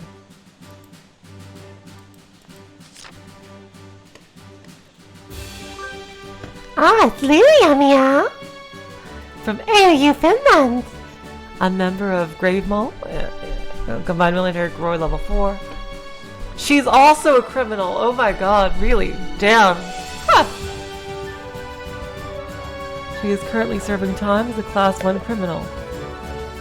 The crime is not public knowledge, but has been allowed to leave in exchange for volunteering as a research center at Groy Level 4.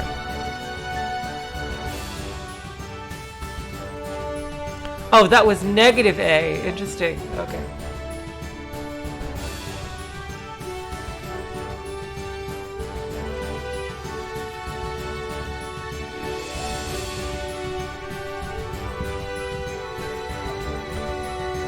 Her grades at the Suo Millennia Aerial Augmented Infantry School before her arrest were incredible, and her records at that school still haven't been broken. Large changes have been noticed in her personality and character since her imprisonment, and some sort of experiment at the research center is rumored to be the cause. Oh wow. Yeah, definitely Lilia and Koshka are gonna have a lot of focus later. Playgirl as a special ability. This is apparently a code name that researchers use to refer to her brain. It says that God made humans out of clay, but also she was in a different building than Koshka at the research center, so neither knows what sort of secrets the other might have. What does that mean? Jesus Christ. Air Power Control A. Her control over the skies, attained by advancing thick waves of autonomous weaponry.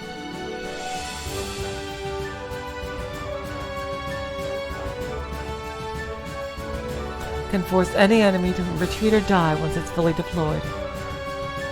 It's a powerful skill, but it takes time for her to deploy it. It's also possible for you to use the slow deployment to put pressure on her enemies. Jack of all trades, master of none, be it. So she's basically a worse version of Gunhild in this respect. A breakdown of her weaponry reveals it to be colorful and varied, like a kid's toy box. She can skillfully handle just about anything, but she couldn't tell you right away if you asked what her best weapon is. However, she has enough weaponry to deal with any sort of situation.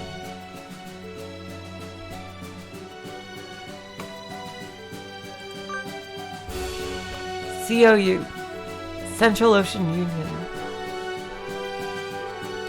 A faction formed around an alliance between COU China and COU India, two new superpowers that rose near the end of the B3W period. It was formed as a reaction to the AOU's push for a return to the old world order. For that reason, it has stood in opposition to the AOU ever since its founding. They're the only one of the factions that maintains their B3W sense of values, and they claim to be the only group of nations where ancient traditions and the human heart still live on. That might be why they tend to look down on other nations, calling them cold-blooded and inhumane.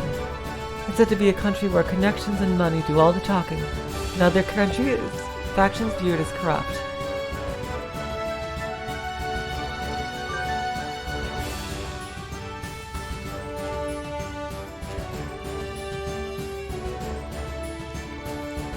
Attached to the COU Combined Military HQ, Imperial Guard Aerial Augmented Infantry Squad Bathhouse. Currently the best of the aerial augmented infantry squads across the COU, this kit is fated to reign supreme at all times. Their kit is composed of one attacker, one responder, and one supporter. Bathhouse Squad is like a single swordsman, built out of 3 people in well-defined roles, with Lingji as the attack sword, Momotake as the short sword in the other hand, used to attack and defend as needed, and Aisha as the eyes and ears.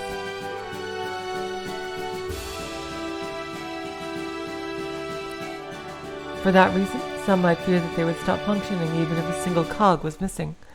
However, in practice, this CAD has performed excellently and stands at the peak of COU aerial augmented infantry.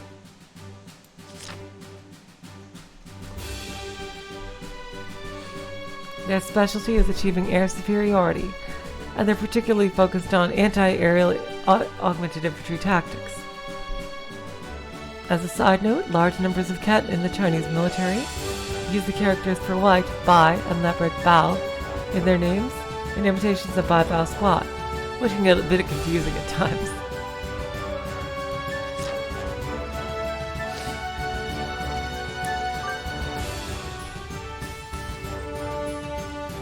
Lingji from COU China, a member of the Imperial Guard, Aerial Augmented Infantry Squad of Bai Bao, of the COU Combined Military HQ, of course. During her newborn mental evaluation, she was recognized as a national special growth target. Later on, she was given the best of education, complete with the best human resources, material resources, and budget, and was fated to become the queen of aerial augmented infantry, representing all allied countries of the COU. She then splendidly answered to those expectations as the strongest gauntlet knight in the COU. The Kunlun Military Research City proposed a 5-year plan with annual budget of 100 million won for the purpose of copying her mental ability, and this request was accepted.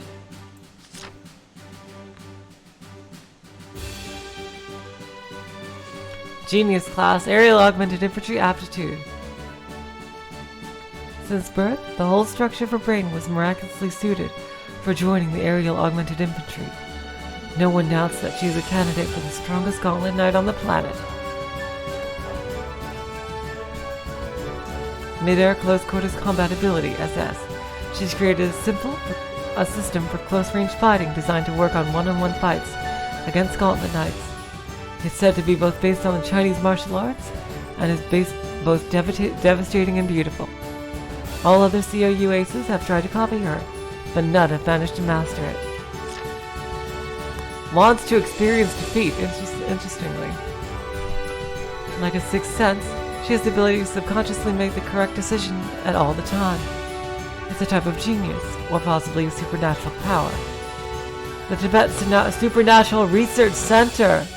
What? Recognizes this as a supernatural ability, but estimates that it's limited to adolescents and will be lost sooner or later. What? Excuse me? So humans are aware that magic is real. Oh my god, wow, that's really interesting. And they have freaking research centers for it. Okay, that's awesome.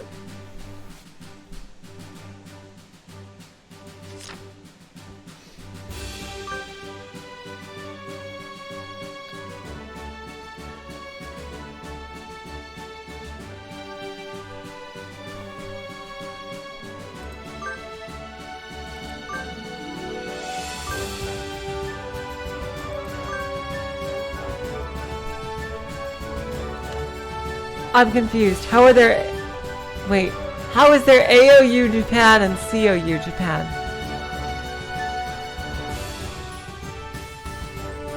How is that possible? Is Momotake from COU Japan, a member of the Imperial Guard Augmented Infantry Squad Baibao of the COU Combined Military HQ.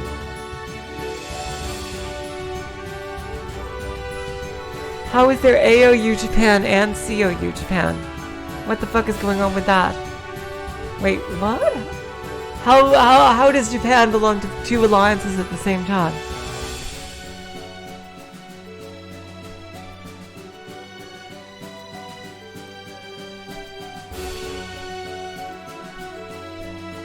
Oh, the Glass Sea. Oh, okay. World War III divided Japan. Interesting. I didn't realize that it divided it into essentially two countries. Yeah, but I didn't know that would mean that it would become two different countries, basically. Oh my god.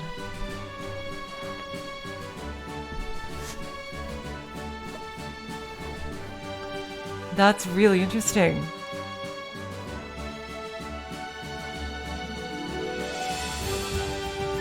Yeah, it looks like a Germany, East and West Germany type situation.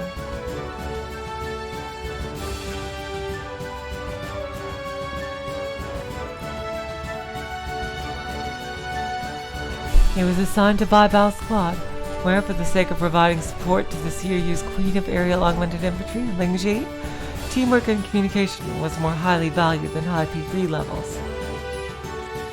Simply going by his numerical measurements, it would be hard to call him the best candidate, but it was determined that he was the wingman most capable of maximizing Lingji's potential.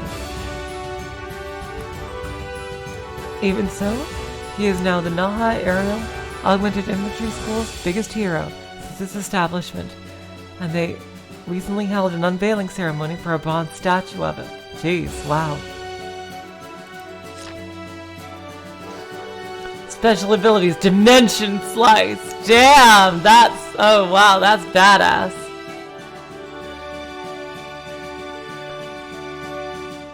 A finishing move possible only because by applying his mental strength to the use of dimensional storage technology, he's able to cut his targets and make them vanish into alternate dimensions.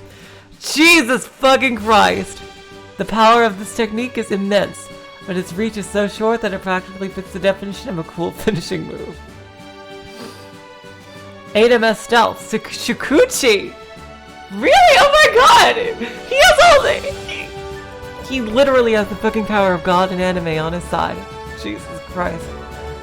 By using 8MS airflow data, he's able to instantly move to the blind spot of an enemy's Reaper's Eye. However, he is unable to collect this data himself, so he needs someone there to provide him with support. Damn, nothing personnel kid. Oh wow, jeez. A warrior's stubbornness, negative tactic, -A.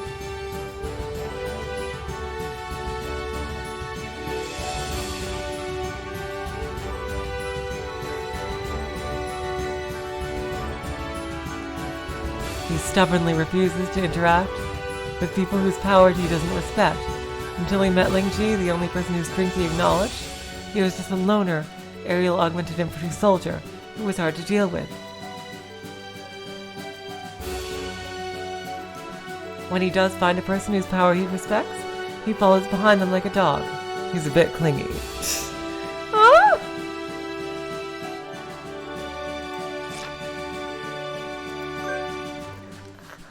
Aisha, and COU Indonesia, a member of the Imperial Guard Aerial Augmented Infantry Squad Baibao, as the COU Combined Military HQ. As a trainee, she was praised for being a hard worker and a model student, but her innate talent was judged to be below average. Later, she volunteered to be sent to the Kunlun Military Research City as a test subject.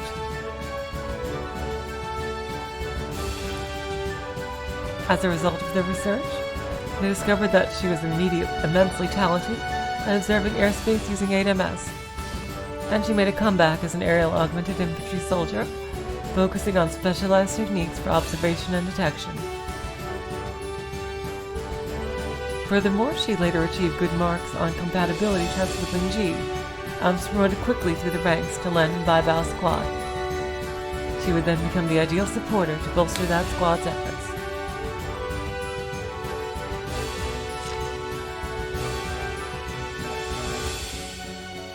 Special abilities, AMS Warzone Observation.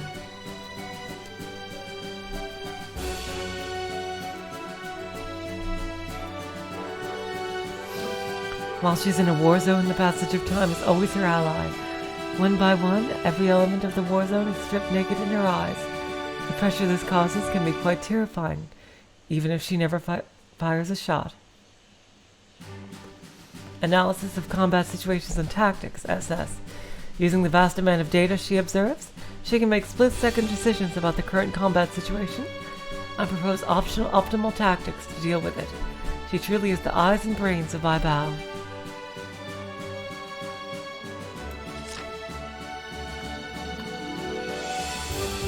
-S, damn, okay. Poor aerial augmented infantry aptitude. Her natural talent for being part of the aerial augmented infantry barely gets a passing grade. She isn't good with sudden mid-air movements either. And her ability to handle weapons only barely makes the cut. However, the results of her battlefield analysis are part of Baibao squad more than make up for this. So she is basically their white mage, basically.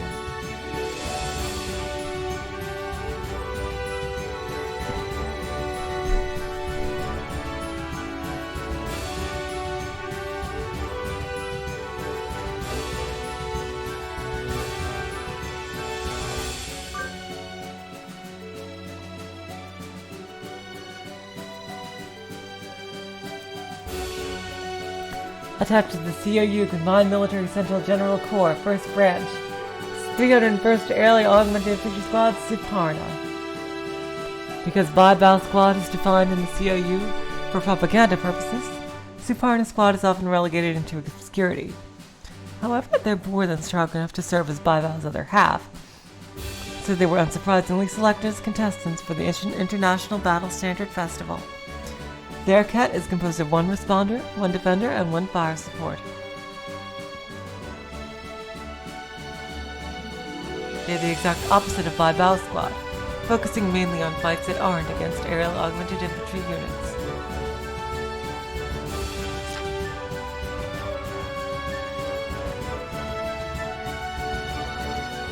Typically, they attack from a safe distance using Andri's long-range missiles, while Sujatha and Rukshana defend him.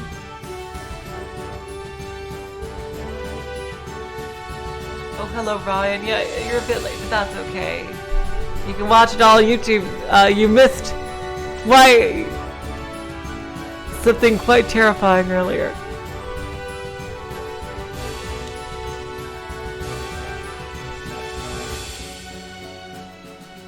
However, the squad's leader, Sujatha, thinks that this sort of tactics, designed for missile-equipped aircraft, comes from outdated Air Force thinking, and that it won't work in the current age where mid-air close-range fighting exists.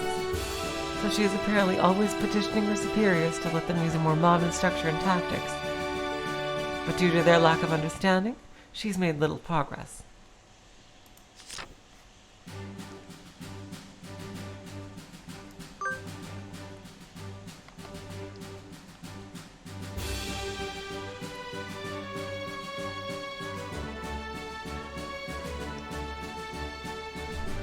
Sujatha from COU India, a member of the 301st Aerial Augmented Infantry Squad, Ciconia, of the COU Combined Military Central General Corps, 1st Branch.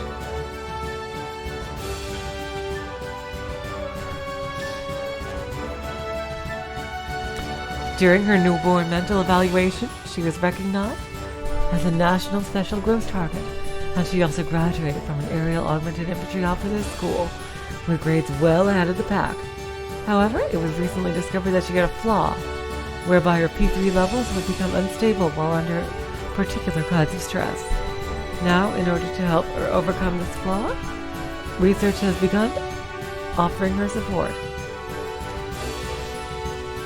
She's incredibly straight-laced and is always putting herself in high-stress conditions, so her support team is always recommending that she rest or find her hobby.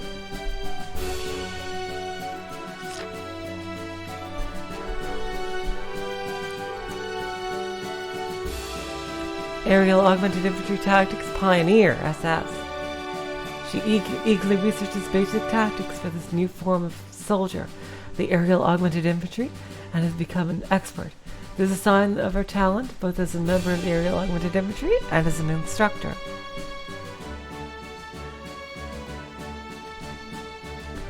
Immortal Ferocious God, S. She displays exceptional concentration during close-range attacks against the enemy, and is capable of using her rejection shield with maximum efficiency. When she strikes while deflecting any and all attacks, she earns the title of Immortal Ferocious God.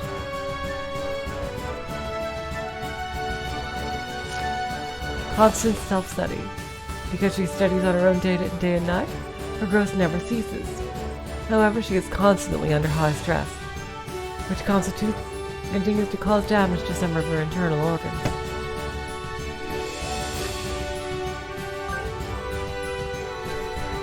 Roxana from CIU Saudi Arabia.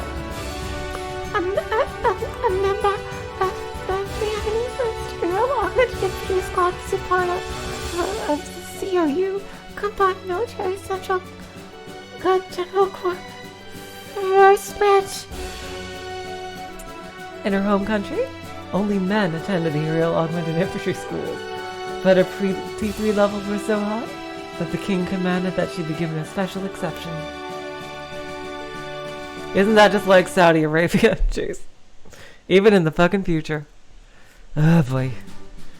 Her personality isn't suited for being in the Aerial Augmented Infantry, but she earns top grades in all forms of training.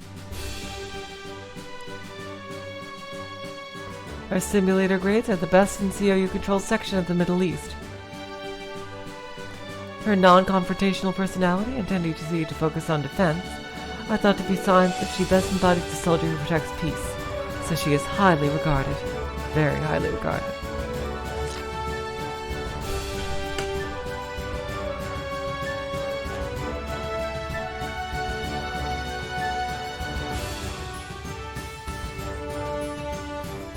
Special abilities, Goddess of Protection, S.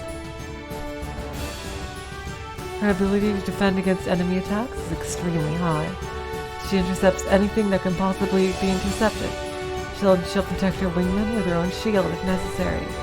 Oh, that is so sweet! She's just a sweetie pie. Possibly, in exchange for that, her ability to attack enemies isn't particularly good. Rejection shield aptitude. She's a shield master. She's like my girl Shannon here. Her aptitude for using the rejection shield is very high, and she can rapidly and accurately deploy it with minimal strain. This is the exact opposite of Sujatha's ability, and can be used optimally when in a defensive position.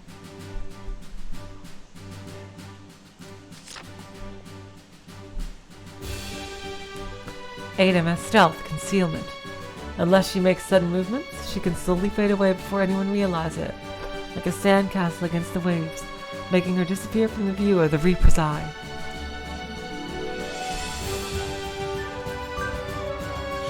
Andre from COU Madagascar, a member of the 301st Aerial Augmented Infantry Squad, Suparna of the COU Combined Military Central General Corps, First Branch. Supposedly, the reason why he wasn't discovered by the national exams was because he likes to slack off, and he wasn't at school on the day of the exams. He is Claude. Jeez, wow. He is totally Claude.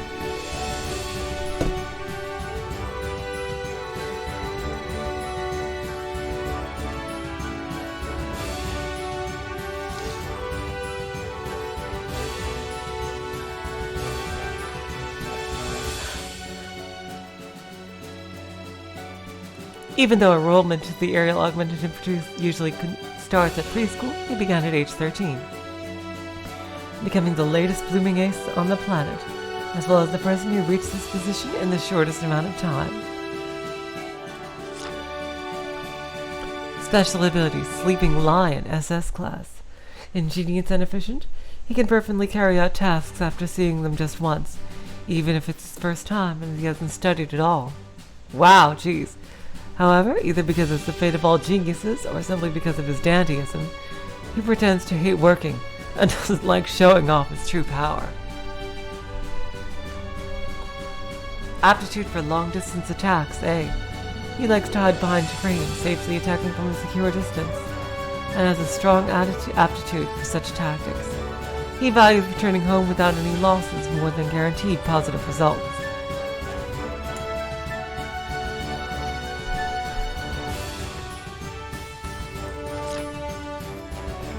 Long-distance high maneuverability guided missiles, A. He specializes in high maneuverability powerful guided missiles, capable of tracking even a member of the aerial augmented infantry. He makes an art form of never exposing himself, while one-sidedly chasing his opponent around, wearing them out and making them retreat without bloodshed. We're not even halfway through. Oh, okay. Hold on 1 second, please. I just need to get some more soda. I will be right back.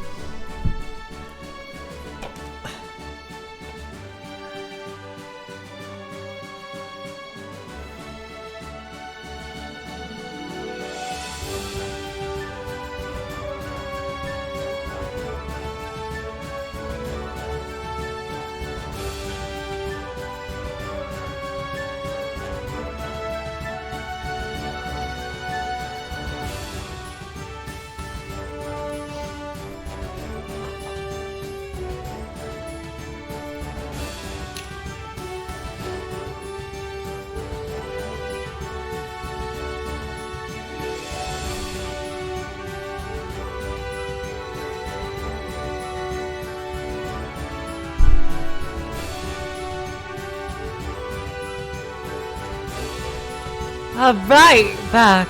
Whew.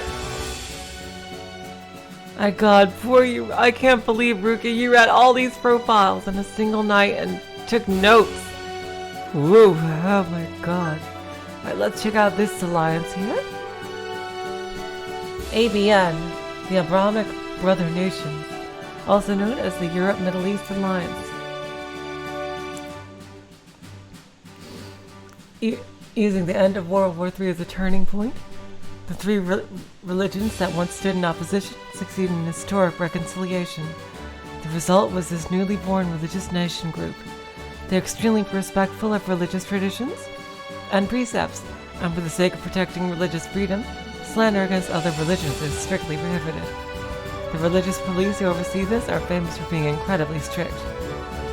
They claim to be a beautiful, reverent nation group that respects precepts, traditions, and religious art. For that reason, they pity other factions and work to expand their influence and evangelize. Because of the level of the religious police's authority, other factions think of it as a police state without freedom of speech.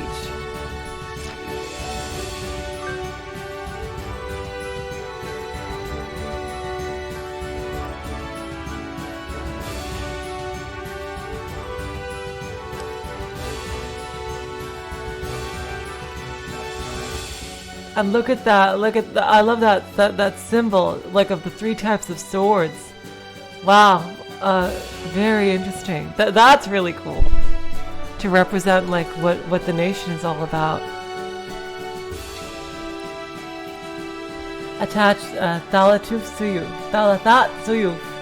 attached to the Avian Peace Department, the Holy 901st Aerial Augmented Infantry Squad, Thalatat. A ket formed around Nadma, the Avian's mysterious trump card. This is another one-man ace-style team, like the COU's bathhouse squad. Their ket is composed of 1 attacker and 2 responders, or possibly 1 attacker and 2 supporters. Stanisław and Naomi change how they support Nadma depending on the situation. Until recently, Nadma was assigned to an experimental division, and her vast, very existence was covered by a veil. She first became known when she was chosen as a representative for the International Battle Standard Festival. Probably means that as a research subject, she had reached a level of completion that made it worth betting the honor of the faction on her at a festival. Will aerial augmented infantry battle be won with numbers? Will individual genius be able to dominate? Thalatat holds the answer to that question.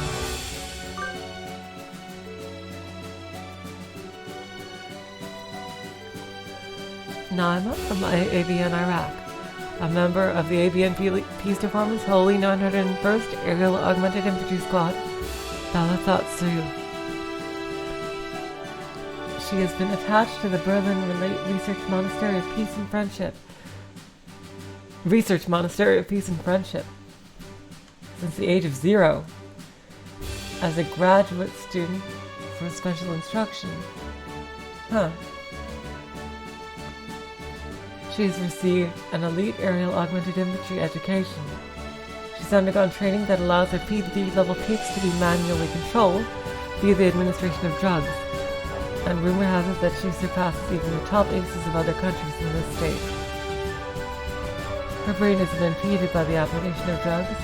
There have been unsubstantiated charges that countless graduate students have suffered brain damage as part of the research process.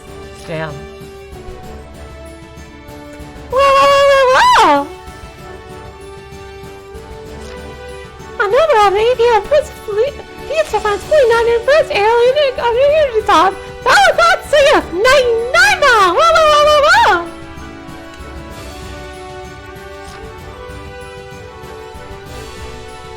Situational, specialized personality selection. The administration of drugs makes it possible for her to freely change into personalities special to best fit the current situation. Okay. So wow isn't all the entire personality that there is to her. She has other sides to her, interestingly. Each personality's ability to deal with each situation equals that of a world-class ace, and their combined power makes her a candidate for the strongest in the world. Damn. Is that really ethical to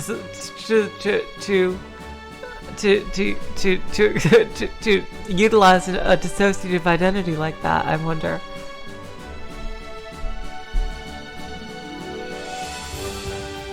Brain receptor added aptitude. She can gain the maximum possible benefit from administrated drugs and can keep the levels of brain damage she receives to a bare minimum. Oh, this poor little girl. Oh my god, jeez. This suggests she'll also be able to gain maximum benefit from even stronger drugs that haven't even been invented yet.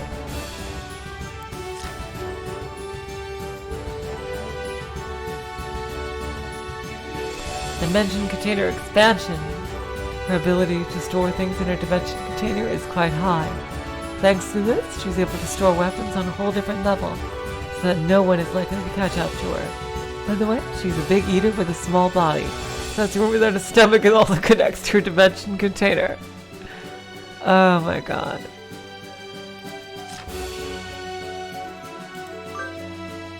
Stanisław of Avian Police, a member of the Avian Peace Departments, holding not on invest, alien organization free sword, bathhouse. The Avian Aerial Augmented Infantry enthusiastically makes use of drugs to manage P3 levels, so all squads have a member with a medical role who manages the team's physical condition. He's a rare human resource who's qualified to be a doctor, in addition to being the Aerial Augmented Infantry, and he's in charge of accompanying and managing Naima, the Peace Department's secret weapon.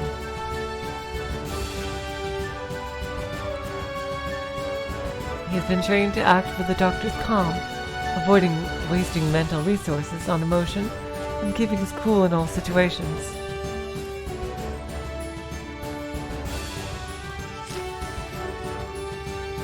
Friendly internal 8MS management. Even during combat, he's able to accurately determine the physical condition and abilities of friendly units. He can order that his allies be given auto-injections of drugs as the situation calls for it. Oh boy, I can sense that that's gonna be some kind of heartbreaking shit. Oh boy.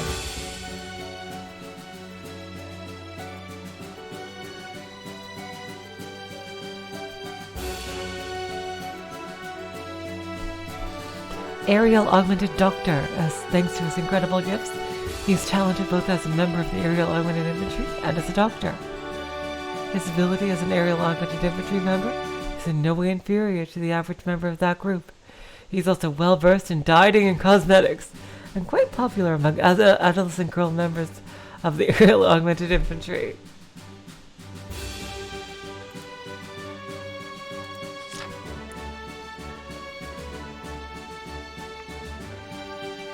Heavy artillery aptitude. His strengths are summoning heavy naval artillery and fire control. He can one-sidedly hit the enemy camp with powerful long-range shells, as well as causing considerable damage with devastating anti-aerial augmented infantry. Shrapnel that can cover huge swaths of the sky. Exactly, Ruka, that's what I'm really worried about. That's going to be heartbreaking. Oh god, that poor little baby. I am thinking the exact same thing, Ruka.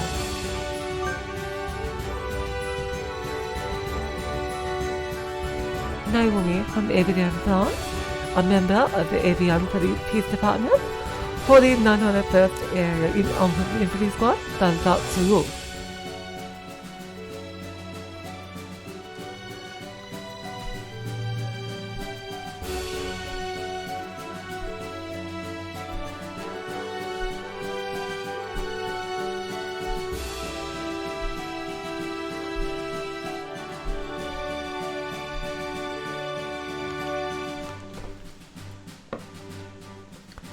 She has completed mental optimization training by use of drugs at the Mont Saint-Michel Research Monastery.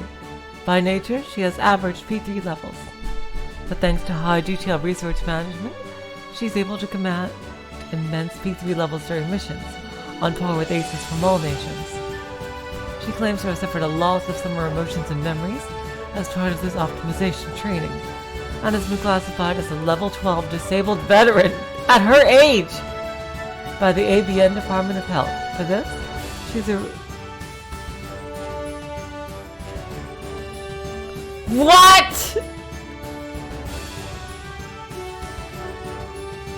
What?! She receives a monthly allowance of 3 euros! 3 euros! Oh god. Is it just me, or are these countries getting more and more corrupt as we go down the road?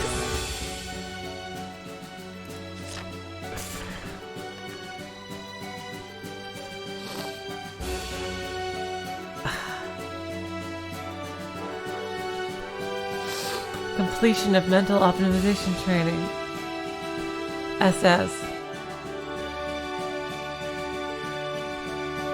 In exchange for the loss of several emotions and memories, her P3 levels grew substantially and she gained a high aerial augmented infantry aptitude.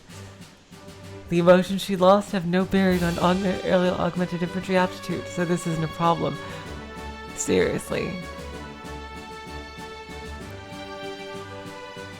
Oh, God. This is freaking Heartbreak Squad right here. Oh my God. Thalathot Suyuf is Heartbreak Squad. Oh my God. You know, I'm really glad I'm reading these profiles because it's kind of giving me a better understanding of all the characters and like where they're all coming from. And, like, you know, so it's real. I'm really glad I'm doing this.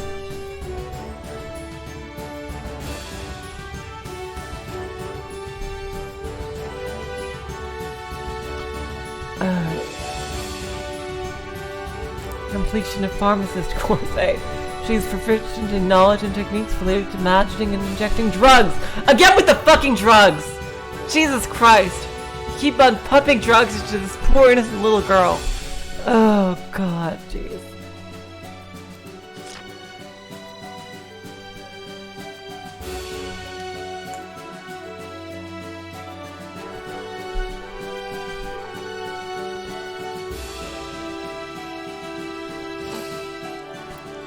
Special abilities, Dimension Container Expansion A.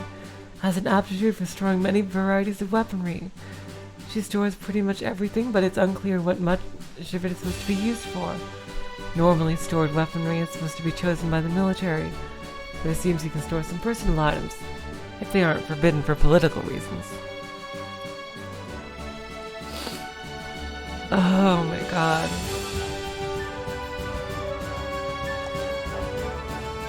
Let's move on to Best Girl Squad.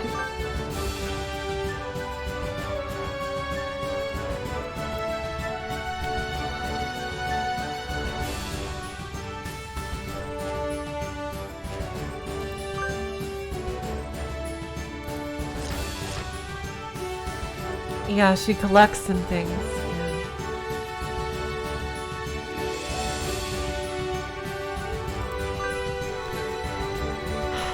Yeladot Shavit.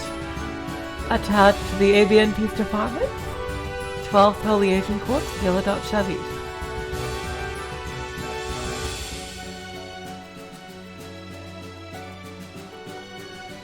Ever since the aerial augmented infantry was first created, the Avian leadership had doubts to whether it would be possible to suppress an uprising of ace units if one were to occur. So following this pattern exactly opposite to the one-man ace style of Thalatat Zuyuf, they carried out trial and error experiments based on the concept of confronting a single ace with a team of 3. Yeladot Shavit is a successful product of this initiative.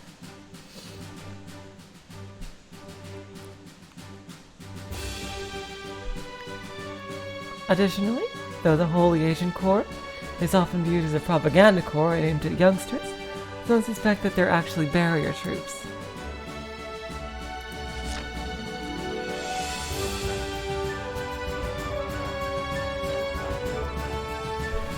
Rumor has it that their real mission is to observe Allied aerial augmented infantry troops from behind, whether to eliminate them if they attempt a betrayal or a defection. Their cut is composed of 3 attackers. Supposedly, the team, 3 of them, together instantly kill a single treasonous ace. Damn, jeez. However, some think this is just another scary story from the internet. They shine like idols, and there are certainly people on the net who are jealous of them.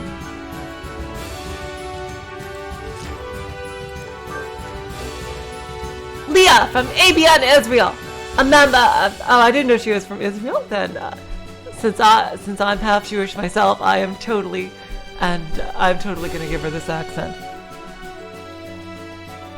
A member of the Avian Peace Department's 12th Holy Agent Corps, Yeladot Shavit. Her ability to sing and dance for public relations purposes is prized even more highly than her aerial augmented infantry aptitude. Her P3 levels are not public knowledge, but she is included on lists of Avian Gauntlet Knight aces, leaving no doubt that she possesses considerable talent. Before she joined the Avian Peace Department, she was attached to the Avian Guidance Department. Her history before that is classified due to undisclosed activities involving good deeds. Interesting.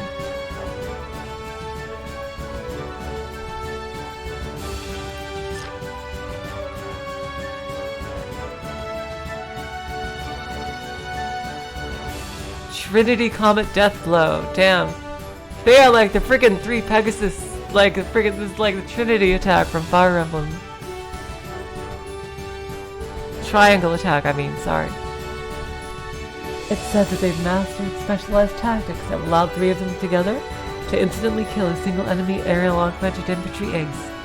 That sounds like an ace-killing finishing move, but it's rumored that this 3-person attack would take out its users as well, so its true value is veiled in secrecy.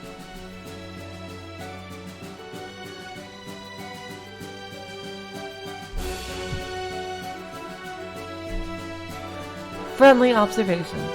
She's capable of closely observing the status of friendly area augmented infantry units at all times.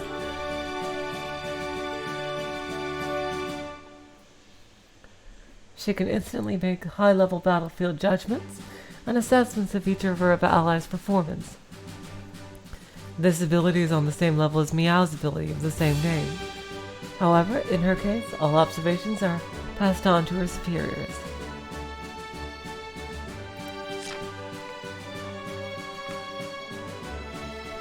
Substitute weapon fighting techniques. A class. Even when not equipped with a gauntlet, she is well versed in hidden weaponry techniques, making use of everyday objects.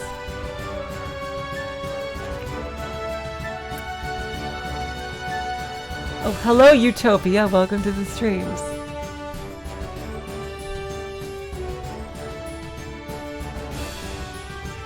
And her combat ability is quite high. To her, anything can become a weapon, even pre-chewed gum or water bottle lids. In particular, her killing techniques with a pair of glasses are worth seeing. Damn, jeez. Fatima from Avian, Turkey. A member of the AIBN Peace Department's 12th Holy Agent Corps Yeladat Shavit. A popular blogger who writes about the daily life of an active duty member of the Aerial Augmented Infantry. In a poll of Avian elementary schoolers, her popularity was always in the top 3. Some reports say that before joining the Avian Peace Department, she received missionary training at the Avian Missionary Department. Her P3 levels are not public knowledge, but it's clear from her excellent movement that it's a very high number, and that her aerial augmented infantry aptitude is quite high as well.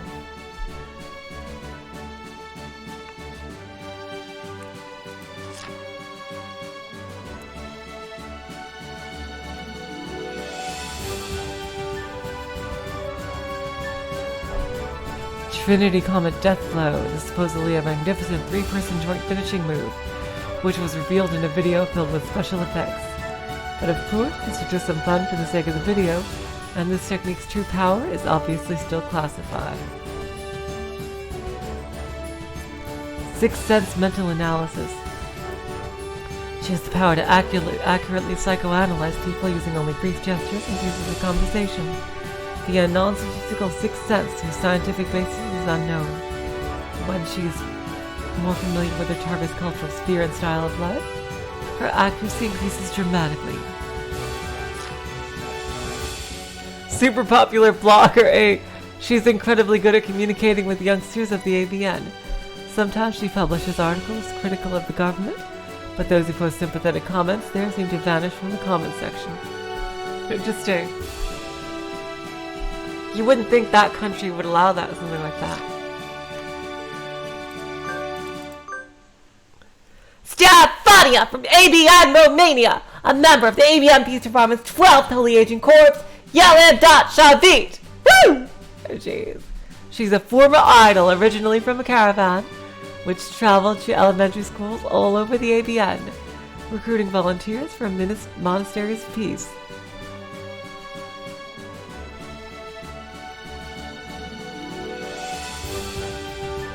Her P3 levels are unknown, are not public knowledge, but in videos taken by the caravan, she achieved world-class marks, though they came with this warning that it was just a preliminary measurement.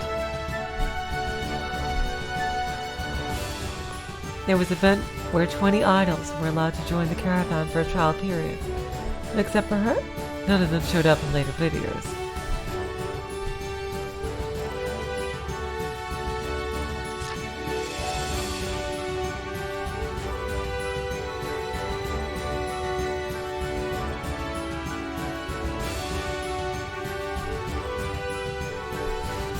She's still inexperienced, but seems to be making good progress, and has somehow mastered this technique, which is synonymous for her squad's name, the Trinity Comma Deathblow. Her efforts during this training were broadcast and earned lots of views and likes.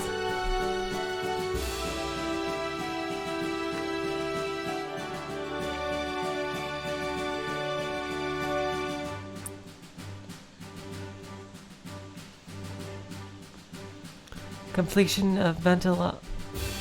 Oh my god! Oh god! That's like freaking communist China! Oh god, Ruka, you would the government orders her to post bait comments to freaking. Oh my god, Jesus Christ! That is terrifying!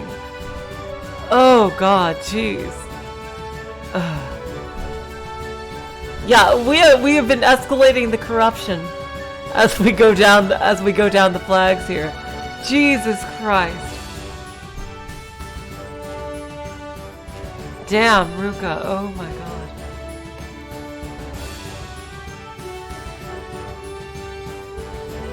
That is pure Big Brother shit. Oh my god. That is terrifying.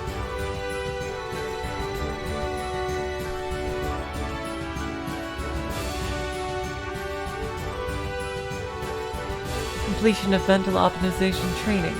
Her extreme fear of heights made her scream every time she left the ground as a member of the aerial augmented infantry, which became a running gag in her videos. In actual fact, she had already overcome this weakness through optimization training, so her gag was all an act. Ally Coordination A, that's an idol for you. Coordinated performances are no big deal for her. She even knows the sly technique of screwing up on purpose to make people notice her. That's an idol for you.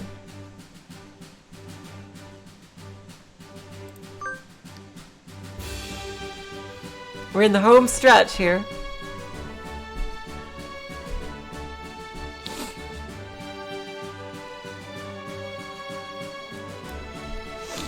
ACR, the Africa Commonwealth realm. Immediately following World War III, a hero king shockingly united the African continent. He built up a powerful group of nations and now forms one of the world's great factions.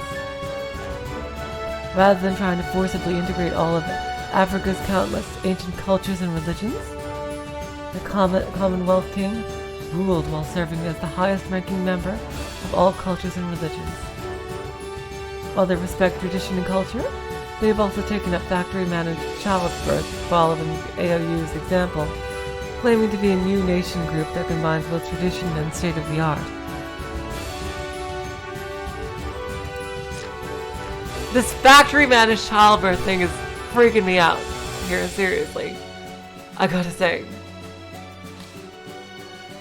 Was the world population after World War III so decimated that something like that would be even considered?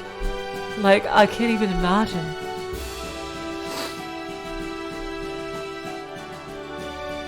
Some members of the royal family blame failures in national policy on other factions, taking an overly hostile attitude in the belief that the people from other factions are looking to split Africa up into colonies once again.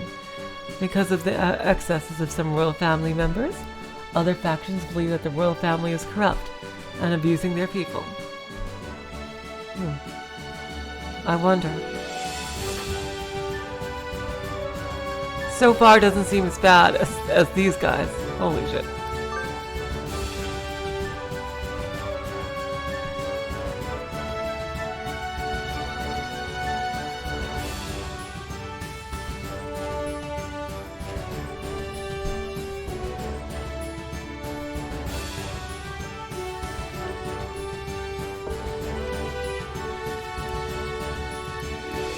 Attached to the ACR Royal Aerial Night Corps, the June 1st King's Tour Memorial Squad, also known as Squad 601, a one-man ace cat that exists for the sole purpose of assisting Princess Avian of the ACR.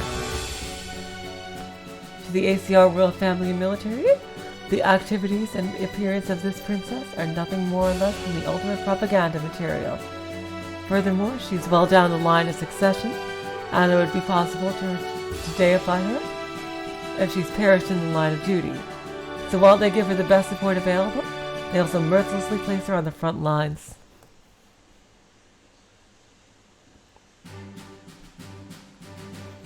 However, Avian herself wants to go on the front lines, and seems to have decided inside her heart that if she's fated to perish anyway, she might as well do it gloriously. This is a very medieval sounding place with all the positives and negatives of that together. Their cat is composed of one attacker and two responders. Fundamentally, it is Ishak and Abdo's role to give Rethabel a chance to shine, but when they see she's developed tunnel vision from focusing so much on a goal, they provide her support without holding anything back. They're particularly focused on anti-aerial augmented infantry battles, and their highest ideal is to end conflicts with sportsmanship, by having aces from both sides step forwards and duel just like ancient times.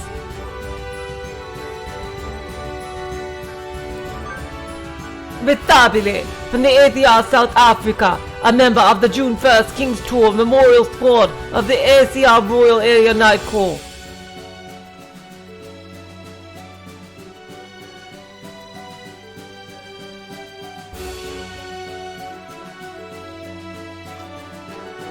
A princess from the ACR royal family, and the 21st in line to the throne. All of the royal family's princes and princesses are supposedly talented gauntlet knights with extremely high P3 levels, but she's the only one who's soon seen flying in the public eye.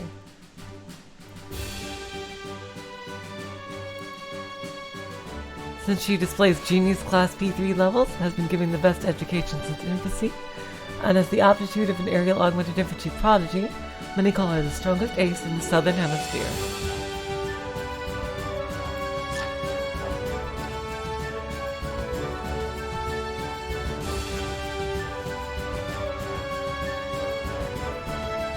Aerial Princess Knight. She has been prepared since birth to stand in the front lines as a member of the royal family, fighting and building a legend that will be completed upon the event of her death. Jesus Christ, so she's just preparing for her death. Oh god, the entire time. Furthermore, her aerial augmented infantry aptitude is proportional to the 1.7 billion credit budget that the ACR royal family invests into her training. That's way more than everybody else. Holy shit, jeez. Aptitude for anti-G8MS, SS class. She refuses to let anyone approach her aptitude for movement and ignoring the laws of physics. By her own initiative at a time of her choosing, she's able to change whether she's at close range or long range, attacking or defending. Naturally, she earned a gold medal in the stunt flying competition at the Battle Standard Festival of Peace.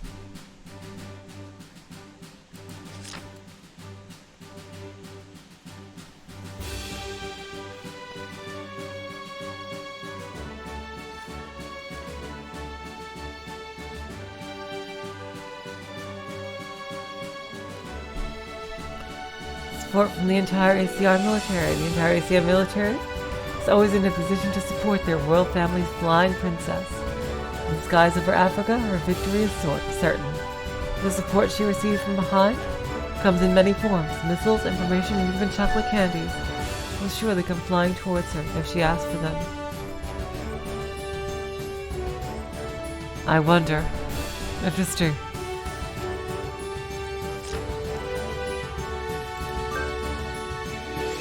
Ishak, from ACR Algeria, a member of the June 1st King's Tour Memorial Squad of the ACR Royal Area Night Corps. After his 3-year-old examination, he was put into the strengthening course for the Aerial Night Corps and became an ace who fought his way up from the obscurity, achieving victories against countless geniuses.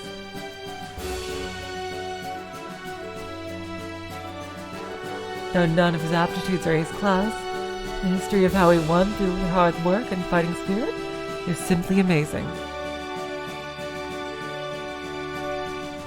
With his flawless performances both martial arts and studying, as well as courtly manners he developed, he's often thought of as the aerial knight, directly serving the royal family, who best exemplifies that role.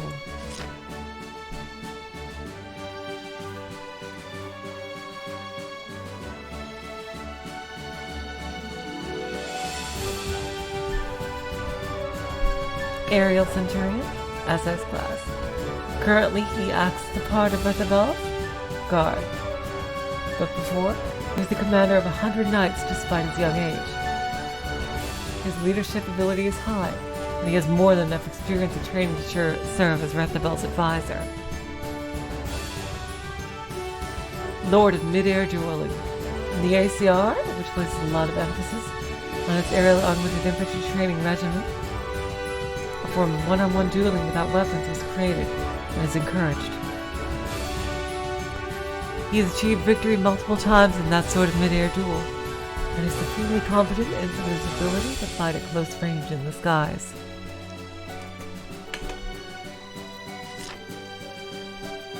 Neurotransmitter dependence, -A. It was discovered that some of the ancient drugs he was given to raise his P3 levels were addictive, and he's developed a strong dependence on them. Oh gosh, jeez. Fortunately, it doesn't cause any problems as long as he intakes a sufficient amount, but there's no guarantee that other side effects won't be discovered later.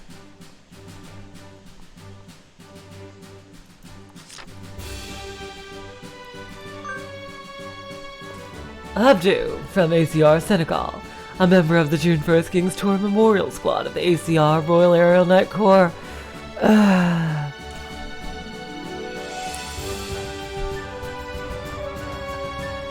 Because of a streak of bad luck, he skipped out of the elite course despite having considerable aerial augmented infantry talent. Ishak recognized his talent and recommended him for the aerial knights. Rethabel took a liking to him, which brings us to the present day.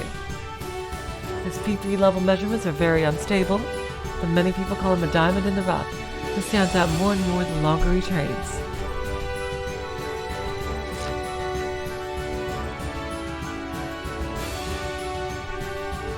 Advantage of Youth, S-Class. He has a youthful quality that allows him to face all the challenges without fearing risk. Because of this, he's able to accept the kind of training, experience, and drugs that require signing a consent form beforehand, all without having to bear an emotional cost.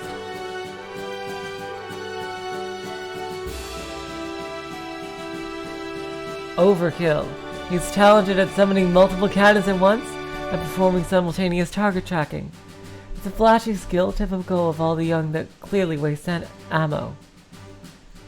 However, an all-out attack with plenty of tracers can be quite intimidating.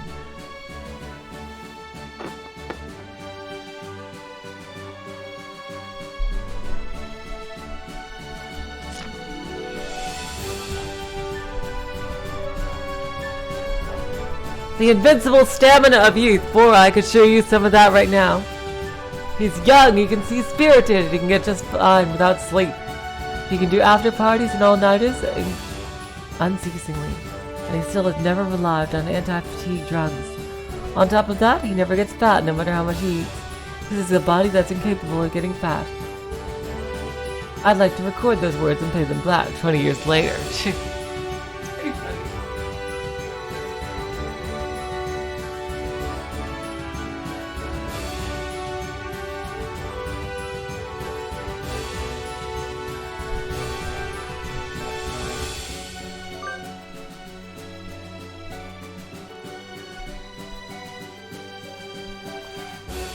Attached to the ACR Combined Military, part of the 1st Aerial Knights Corps, the Queen's Cairo Visit Memorial Squad, also known as the Cairo Squad.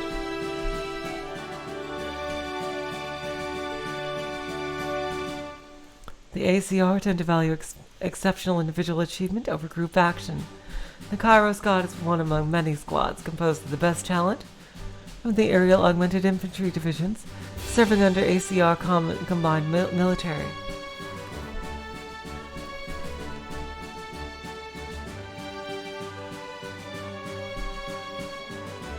Their unique cat is composed of 3 responders. Unlike cat from other factions, they're under no obligations to work in concert with each other, and each is allowed to do as they see fit. This might make it sound like there's no reason for them to be a cat, but their relationship, while unusual, is not a bad one.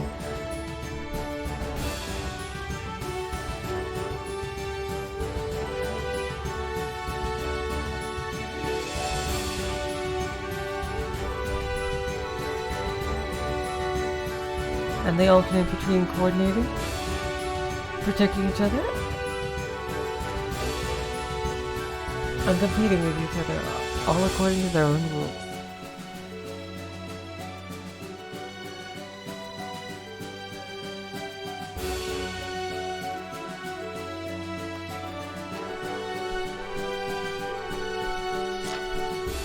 This unique cat's surprising strength is that no formula can predict what they'll do.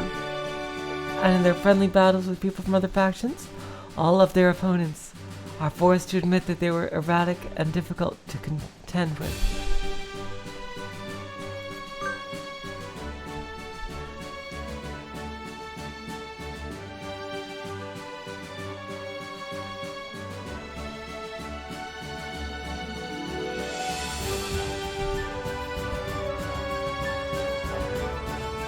Newer from ACR Egypt, a member of the Queen's Cairo Visit Memorial Squad of the ACR Combined Military 1st Aerial Night Corps! She looks like an idol.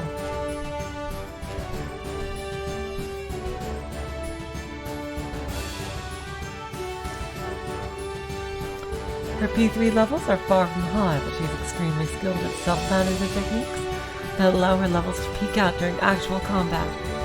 Despite her horrible grades when she first entered ACR Egypt, Aerial Night Corps, she eventually became the unshakable top scorer.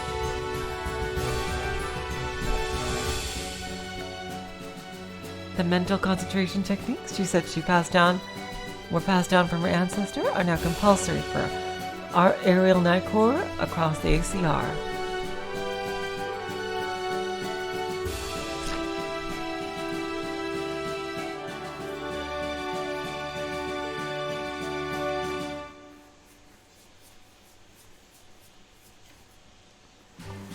Such abilities, peak control, SS class, even aces from around the world are at the whims of their rising and receding P3 levels. It isn't uncommon for one of them to be unable to wield their true power. However, this never happens with her. She's always at peak performance, summoning autonomous weapons. She's talented at storing large numbers of autonomous attack drones, summoning them simultaneously.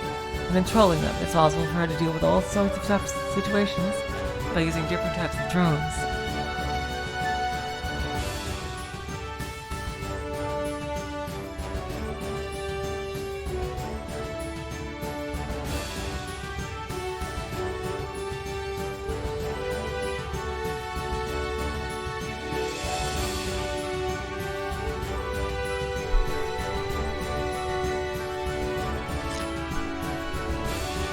Special abilities, late bloomer A, since she values the peaks of waves. She tends to learn at her own pace and slightly slow. However, she always does learn in the end. The way she moves at her own speed looks incredibly graceful, and she's an object of admiration for many of the younger trainees. However, though this may look elegant, she's actually undergoing a fierce process of trial and error inside her head.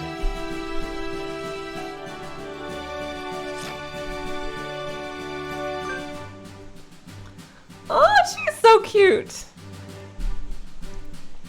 Gnat from ACR Ethiopia, a member of the Queen's Cairo Visit Memorial Squad of the ACR Combined Military 1st Aerial Night Corps.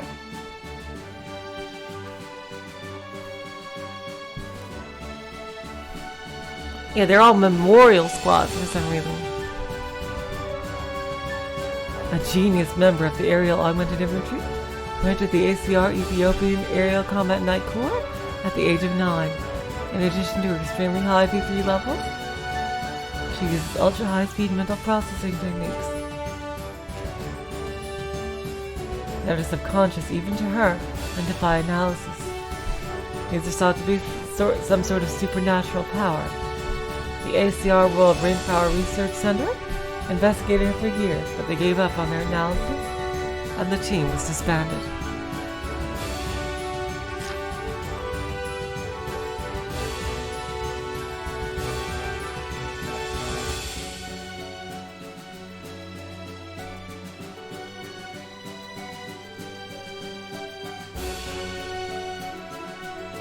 A girl born in the sky, SSS. She's a born genius with an aerial augmented infantry aptitude so high that many suspect it came from a military research institution.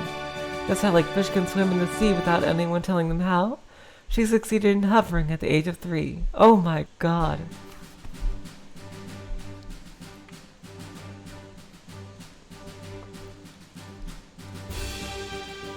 Multi-barreled machine gun aptitude. She's particularly talented, increasing the ammunition capacity of multi-barreled machine guns.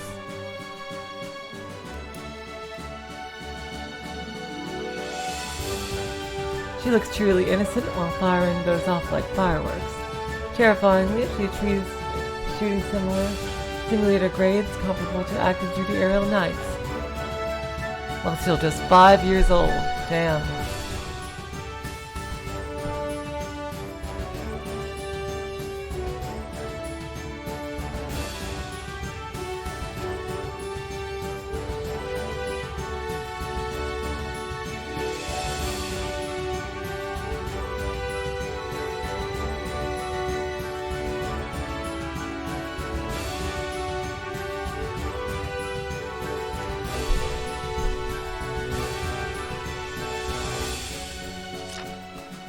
Mental barriers of adolescence, -A.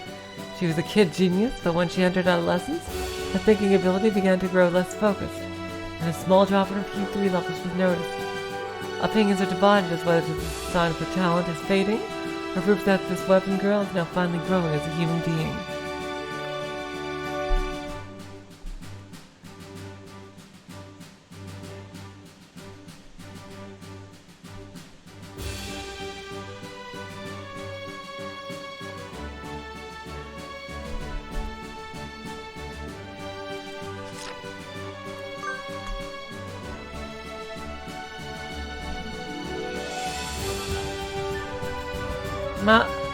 Mariana from ACR Angola, a member of the Queen's Chirophysic Memorial Squad of the ACR Combined Military, 1st Naval Night Corps, Aerial Night Corps, whatever.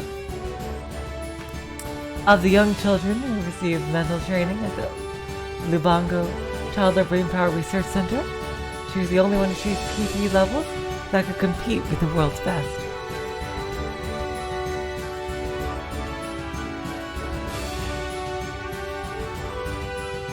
Despite the fact that her aerial augmented infantry aptitude was merely average, her immense mental ability led her to having the highest grades in the ACR, Angola Aerial Night Corps.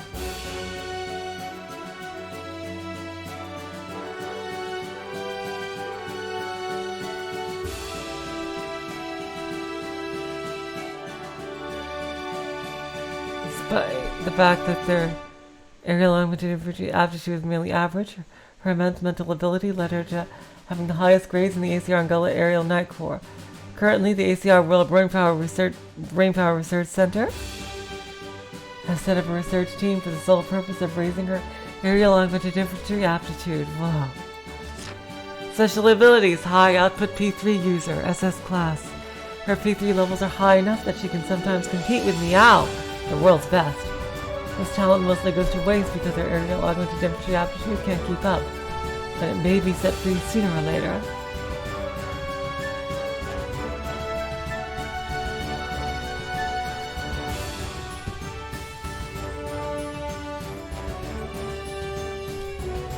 Cluster missile guidance.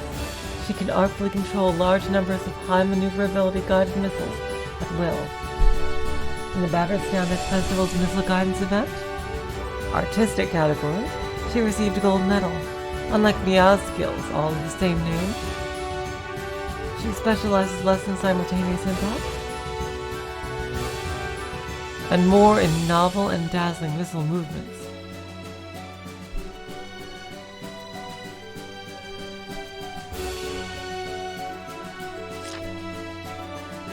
Oh my god, oh wow. CPP autism minus A, I was the sufferer of CPP.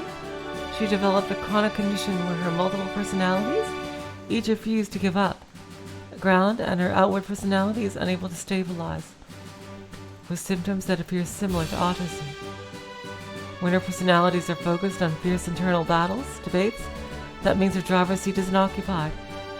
She appears silent and emotionless to outside observers. Oh my god, jeez.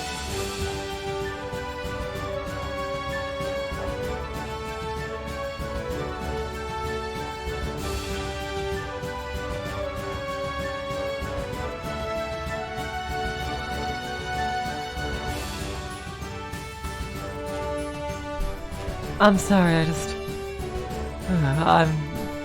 I'm approaching my limit here. Oh my god, was she the last one of this row? She was. Oh wow, she looks so adorable. Okay, last country. That is not a very good special ability. Human Kitty, I agree. Welcome to the streams, by the way.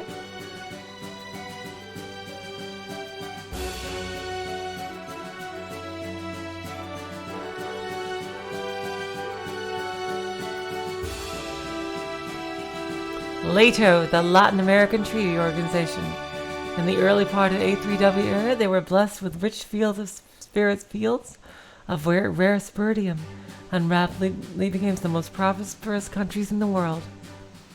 LATO controls the main source of the world's spiridium, so none of the other factions can say no to them. They currently function as the central axis of the world, and are filled with the headquarters of various international organizations. That massive financial power is the backdrop for a strong military, and they refer to themselves as the World Police, as America once did in the B3W era. Their people are incredibly well off, and is the #1 chosen reason for places they want to be reborn in. Wow! LATO's citizens are wealthy and have no worries. The other factions watching them seem to be extremely jealous.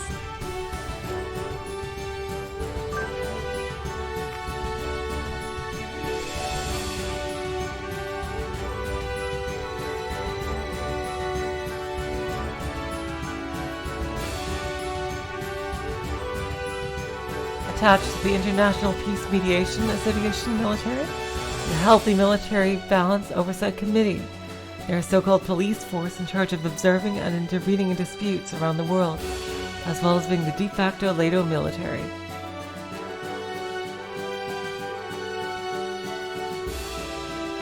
Though they acknowledge the existence of regional disputes, they set upper limits on the amount of arms that can be used and watch the situation closely. Their policy is based on the idea that views resulting from a healthy military balance can calm the emotions of governments and people on both sides, resulting in a cooling off period sufficiently long to allow them to talk it over rationally.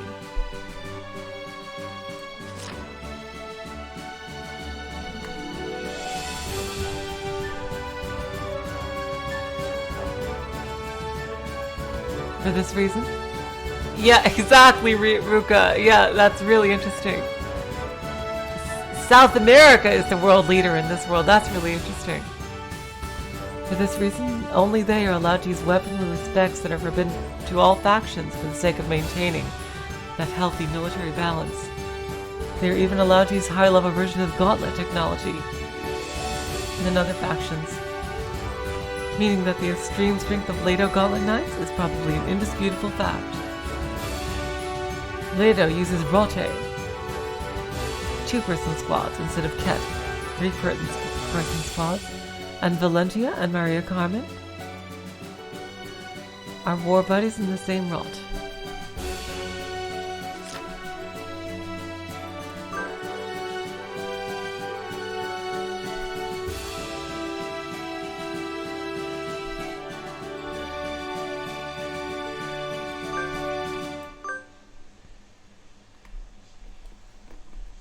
Valentina from Later Brazil, a member of the Healthy Military Balance or Oversight Committee of the International Peace Mediation Association Military. Her P3 levels in aerial augmented infantry aptitude are high, and it's estimated that she's able to wield considerable power using her personally customized gauntlet, which is a signature of Leto. However, her true ability is unknown. Nevertheless, according to the profile of her made public by the authorities, she has dominated South America's endurance combat flying division.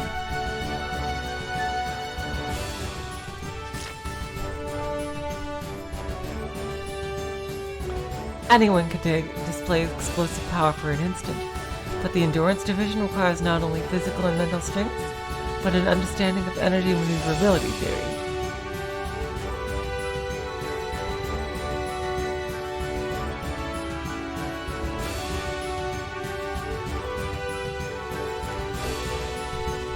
Anyone can display explosive power for an instant, but the endurance division requires not only physical and mental strength, but also an understanding of energy maneuverability theory. This suggests that she's not only a genius, but has undergone elite education and training.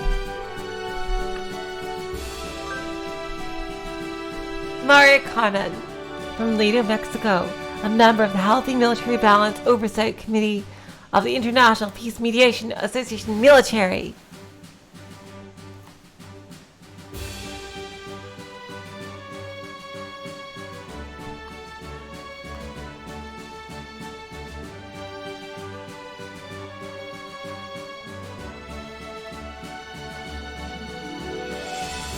She has a natural talent for acrobatic flying, and it's thought that she would have been guaranteed a medal if she had been able to participate in the Battle Standard Festival.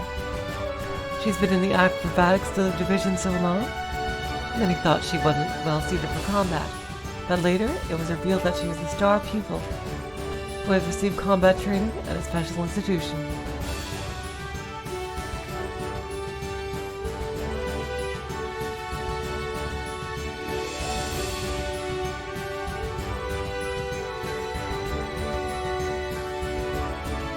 Sorry, I kind of lost my place a bit. Hold on, jeez.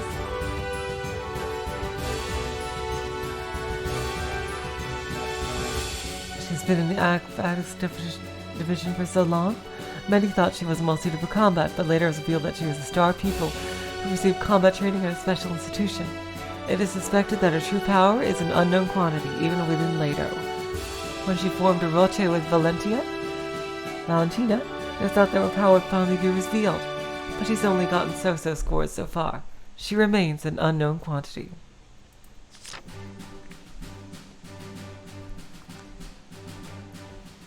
A skilled hawk hides its talons, SS. She likes surprising people, so she never reveals in so she never reveals what's up her sleeve so easily. On the contrary, she'll even feign ignorance for the sake of a surprise. Nearly everyone is fooled and mistakenly thinks they're better than her, and that is when she grins.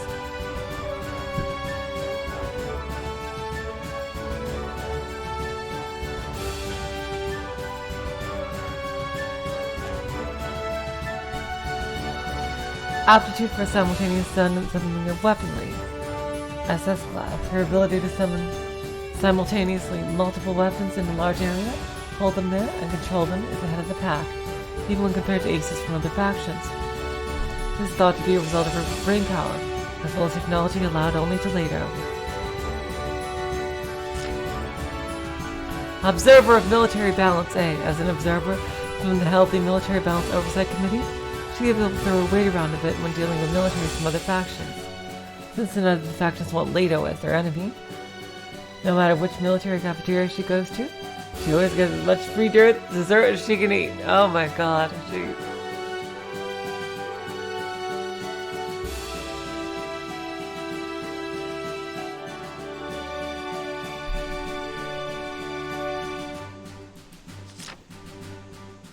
Hero Warrior is lost. Hero Warrior of the Audifrog family of the genus Audifrog, a freely distributed AI character icon for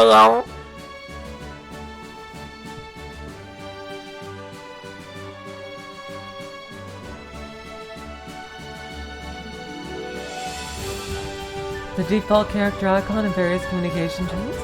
Recognized as the world's most talked-to thing in the world by Arthur World Records. As a side note, the most common phrase said to it is, "How do I delete you?" Oh my god, jeez.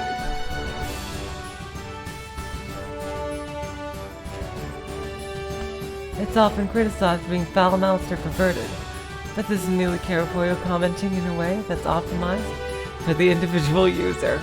Jeez.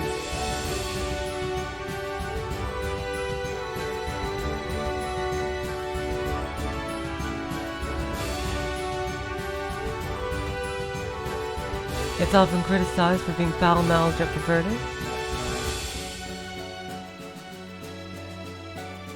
This is merely Carapoyo communicating in a way that's optimized for the individual user. Once a certain senator apparently proclaimed that Carapoyo was unsuitable for young men due to its propensity for seeking out adult videos of mature women, thereby digging his own grave. Oh my god. Additionally, because of Carapoyo, most A3W children believe that frogs have belly buttons. Oh, Valentina had special abilities I didn't see. I'll do it after her, Carapoyo. Forbidden word conversion, AA, is capable of phrasing predetermined unsuitable words with Caro Caro. For that reason, obscene conversations at fights all get turned into the sound of frogs croaking thanks to this pleasant feature. So someone watching from the sidelines will only hear a chorus of frogs.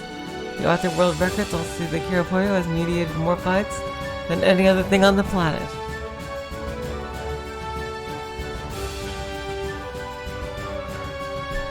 Uninstallation resistance triple S, oh my god. Uses whatever means necessary to prevent its own uninstallation. Each one reaches the uninstallation page after considerable effort. Several hundred checkboxes await them before they can complete it. Oh my god.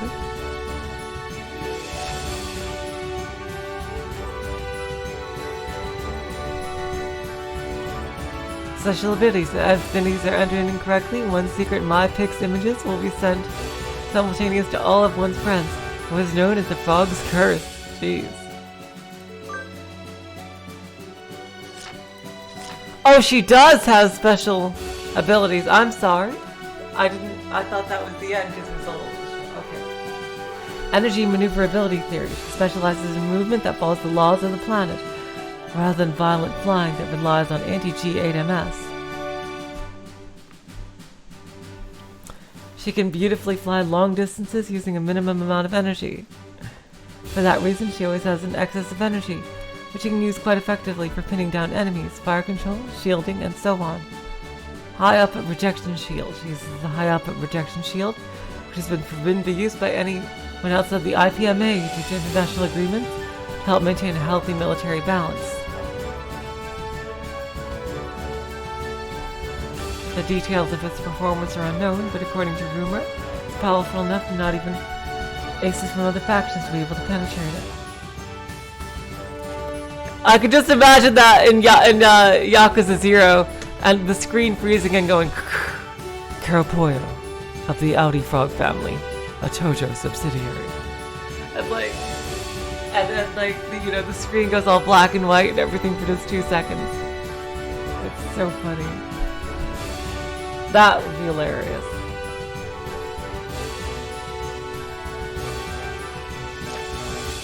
Observer of Military Balance. A. As an observer from the Healthy Military Balance Oversight Committee, she's able to throw her weight around a bit when dealing with militaries from other factions. Since none of the factions want Leto as their enemy, no matter which military she goes to, she can always drink tea for free in the coolest room. Okay, you guys. Oh my god. That took a lot out of me. It looks like we didn't... Woo! Okay.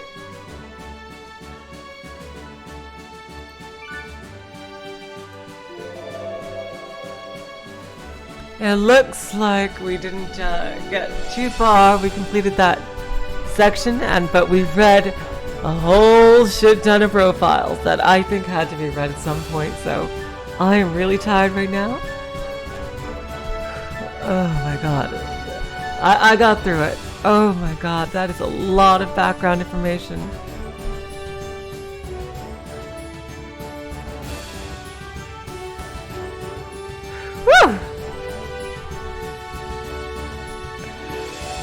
we will continue this in 4 days. In 2 days, we will continue Umineko. Thanks, Kamada. Oh my god. I am exhausted too. Yeah, well, in 2 days, Umineko time again. Can't wait for that. Alright. So until then, so long, farewell, auf Wiedersehen, good night. You are all the sweetest of hearts. See ya.